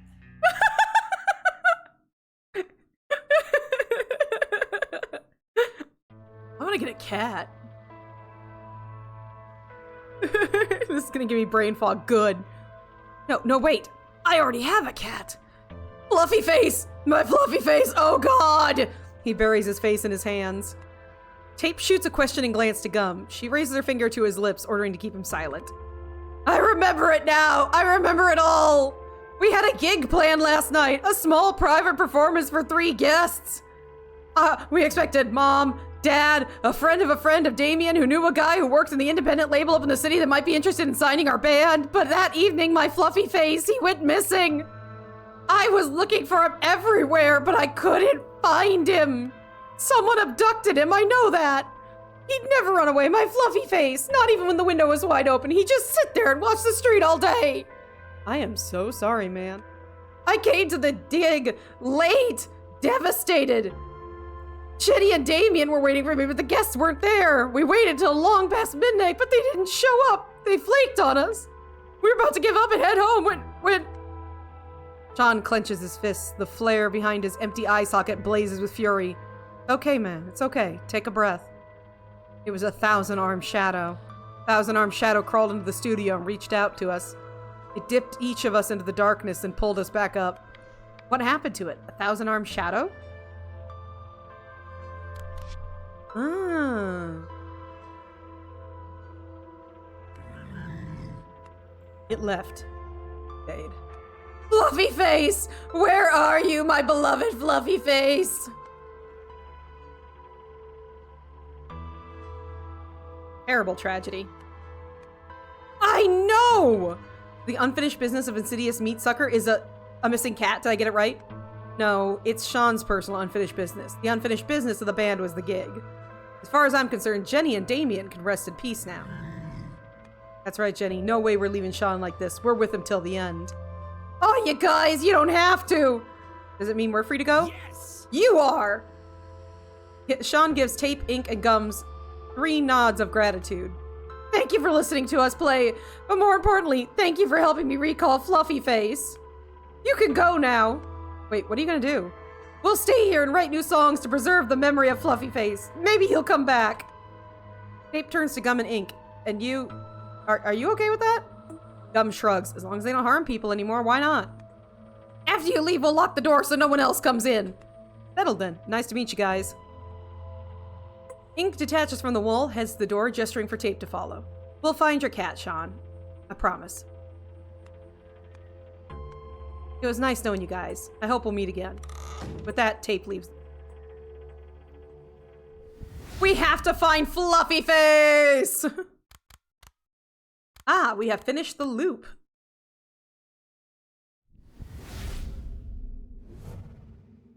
Wah, wah, wah, wah, wah, wah, wah.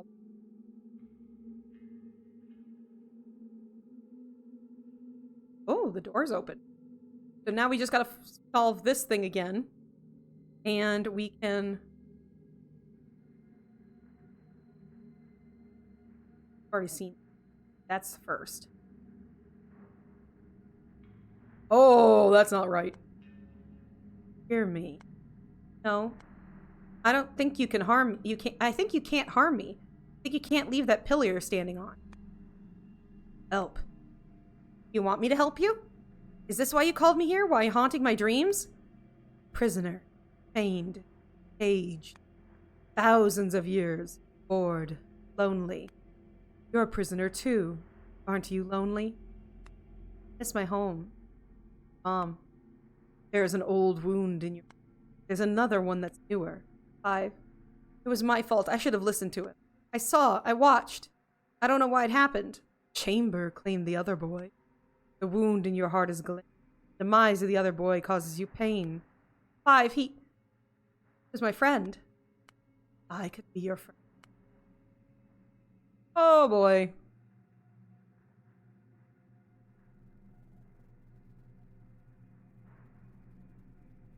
One looks like he can talk. You prop him up, I'll conduct the interrogation. I've got him, whenever you're ready.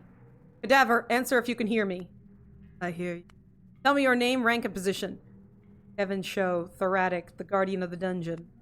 Cause of your death? Mass internal bleeding. What caused the bleeding? My ribcage was squeezed until it popped. Give me the context. How'd that happen? The wisp looks like a hornet mask. Right? Kind of cute. I was attacked, ambushed when I entered the old chamber. Did you see your attacker? Yeah. Who was it? 906. Elaborate. Who is 906? IWIW cadet, first year, code number 906. First year? Are you saying your attacker was a 6-year-old child?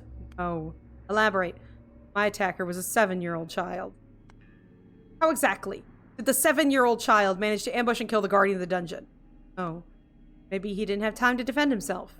Defended myself fiercely. Help? My defense proved ineffective against the attacker. This doesn't make sense. You know why the kid attacked you? No. Do you have any theories on what could have caused him to attack you? He's a cadaver. He can't theorize. That's a shame. If you have another question, ask now. I can't hold him much longer. There is one. Probably nothing still. Kevin, did you have any particular reason for entering the old chamber last night? Reason. What was it? Black alarm went off. Holy shit. What's black alarm, Mary? Is that what I think it is? Yes. Something broke the perimeter and got out of the pit. I'm about to let go. Sure, we're done here. Kevin Show, your watch is over. Good luck on the other side. This is definitely 2. Fun. Wabba wabba. That's right. Open the door!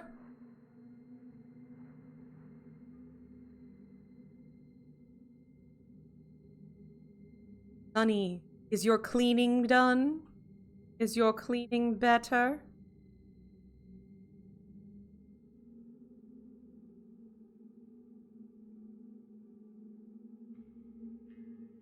Honey? This game is a trip, man. I know, right? I may have fallen asleep. How has my screeching been allowing you to go to sleep? How is that, Sonny? How? How? I don't know. I am lost. I am flustered with you. You soothing as I scream about fluffy face. Thank you. Gum closes the sound studio door behind her and stops to pull a lantern out of her backpack. What's that for? Local fauna. You have a very soothing and pleasant voice. Aw, thank you. I only did one book, and it was probably my worst book, because I didn't know what I was doing, but, you know. I have one. Local fauna. Ink spares for the follow-up questions, limiting his response to a single understanding nod. Can I say something? What we just saw and heard back in that room, did that really happen? Because now that I'm here again, it feels like I've just woke up from a very bad dream. Welcome to the club, buddy. And yes, it really happened. We were locked up with an undead garage rock band. They played a song for us, which was mostly Sean's rant about how he hates some writer whose book he once happened to read. A song that reminded him of his missing cat, whose disappearance is the mystery holding the band from moving on. You recognize how random that all sounds, don't you? Yes, that's why Ink spells it out for you like that, so you can get the point. Which is the job we do. It's random, silly, convoluted, counterintuitive, strange, and frustrating, and you never know enough and you're never in control. And most of the time it feels like rafting down a steep mountain river while blindfolded, without a paddle, and there's a kid sitting on your shoulders who keeps yanking your hair and trying to give you a wet willy. Which reminds me, what is our plan now? He looks at Gum. Well, obviously, we must find Lens, Patch, and Coat. But we don't know where to look, right? We don't have much time either. The day is starting. People are waking up, going out of town, going out on the street, while the town is crawling with horrible monsters. If you two insist on interrupting me, we do. It's more fun that way. Guys, we can't let more people get hurt after what I saw in the church. And then we have this 1,000-armed shadow and the demon girls and the police. Oh, fuck the police! I totally agree. Fuck the police. No, I overheard the police discussing some meal scheduled for 9:30 a.m. They were collecting victims to feed the thing that controls them. What time is it? Almost 8.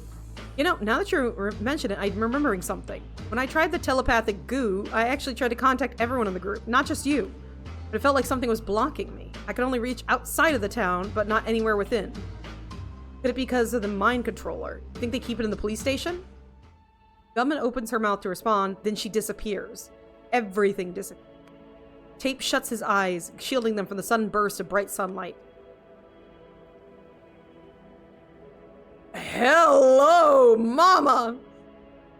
What he sees when the vision returns makes him gasp. It made me gasp. Don't you want me?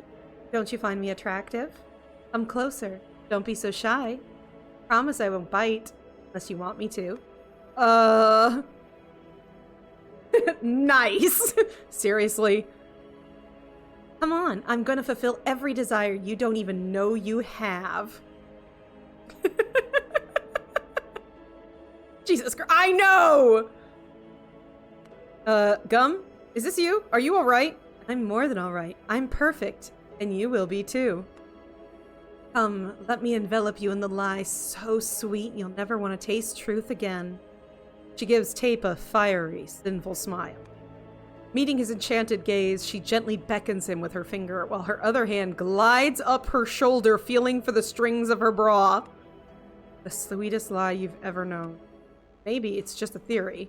I think it's in the police station because... How did that get him? Maybe it's just theory. I think it's the police station because that's where they brought me and two kids and me. It's possible they were planning to move us all to a different location. I don't know. Tape looks from Gum to Ink and back. They don't pay him any attention. They didn't notice anything. What the hell was that? It must be a glimpse of your future. I'm so proud of you. I think it was your imagination, filthy swine. It felt like a warning to me. I know about as much as you. Maybe we'll find out the meaning later. I think it was your imagination, you filthy swine. Hey, what's with the name calling? I didn't mean to see that. Okay, it seems like the police problem is the most pressing one. Should we please have another flash and have us have a really interesting vision of Ink? Please, please, please.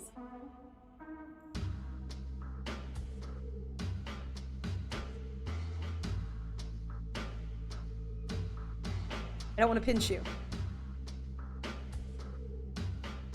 Thank you, Moo. Should we head to the trailer, supply and regroup? We don't have time for that, Ink. I say we move straight for the station. Few as detour as possible. Okay, makes sense. Just thought it'd be cool to have a quick shower and get changed. I know, believe me, I get it. This fishnet is so itchy, it's killing me. I've cursed myself a dozen times for not thinking to grab my spare bra for... Let's not waste precious time. Move out, people. Seeing as there's 3 of you now, may I presume your rescue mission was a success? We could have had the bra with us! Oh my god. Please, please tell me I can go back and get the bra.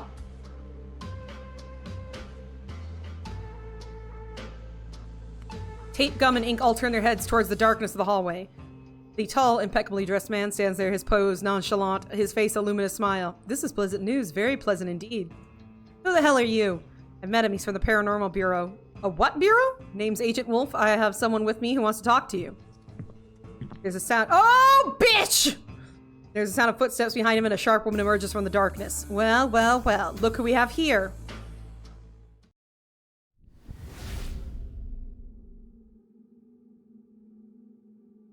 Return in loop 2 of Cops and Shrooms.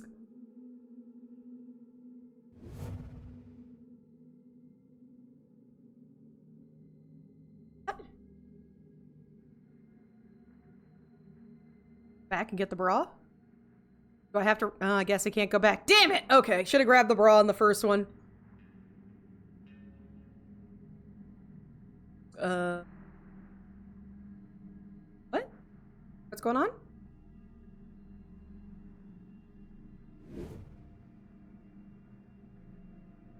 Maybe go back later. Maybe. No, this is... What's going on? Hold on. Hold on.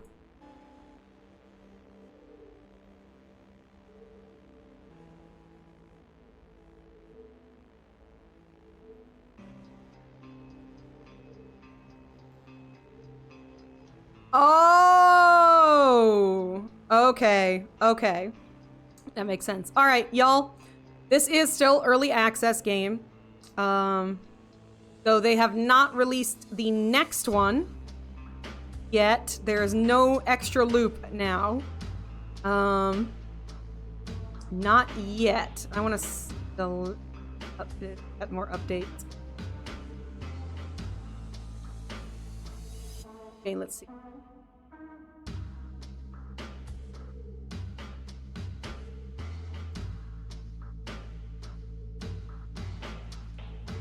Okay. Ah, Wolfie! Okay. So they're still trying to work on it.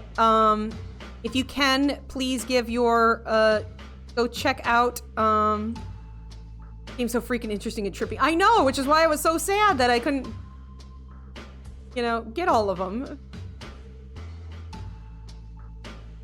Oh, no. Oh! I think he gave me a headache. Well, the game is on sale right now. It's a part of the Steam Scream event, which is going on from now until November 3rd, 10 a.m. Pacific Standard Time, I think it is. Right now, it's normally $12.99. This is a early access group. I believe this is their first track. They've been working on it for 2 years, so they're trying to work on things. It's currently, right now, $9.09. It gives you at least 30% off the normal price. That is until November 3rd. The soundtrack is also for sale. It is normally $6.66, but they're giving you 10% off, so it's $5.99. So if you want to hear, I want to see, where's all the songs? Is it, okay, so the music is in there.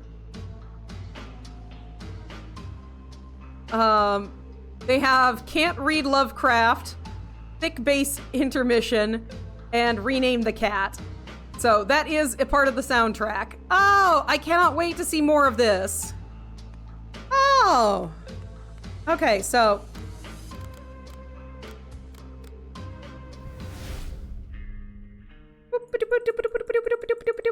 That's fine.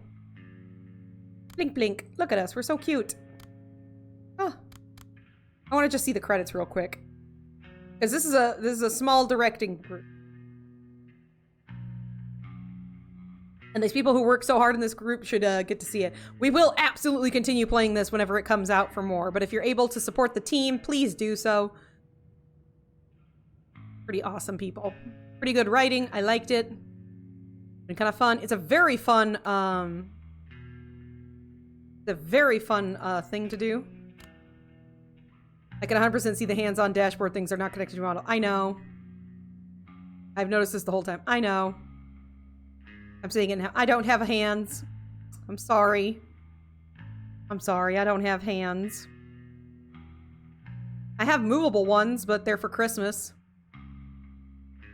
It's not a criticism. It's a criticism!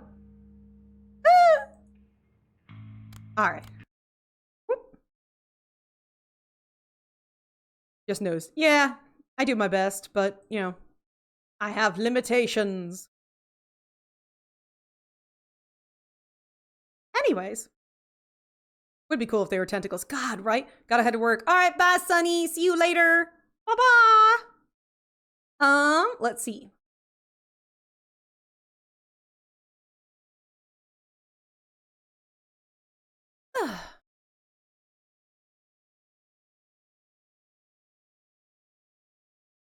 Let's see. Okay, so tomorrow we'll be playing Voices of the Void. We have switched it around. I'll remind you all later on that.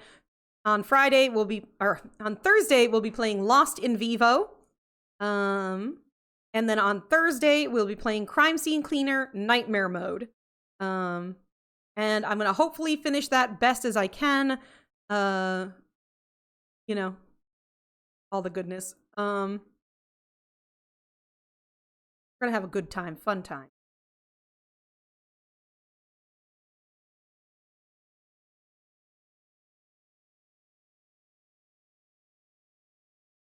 Kind of cool.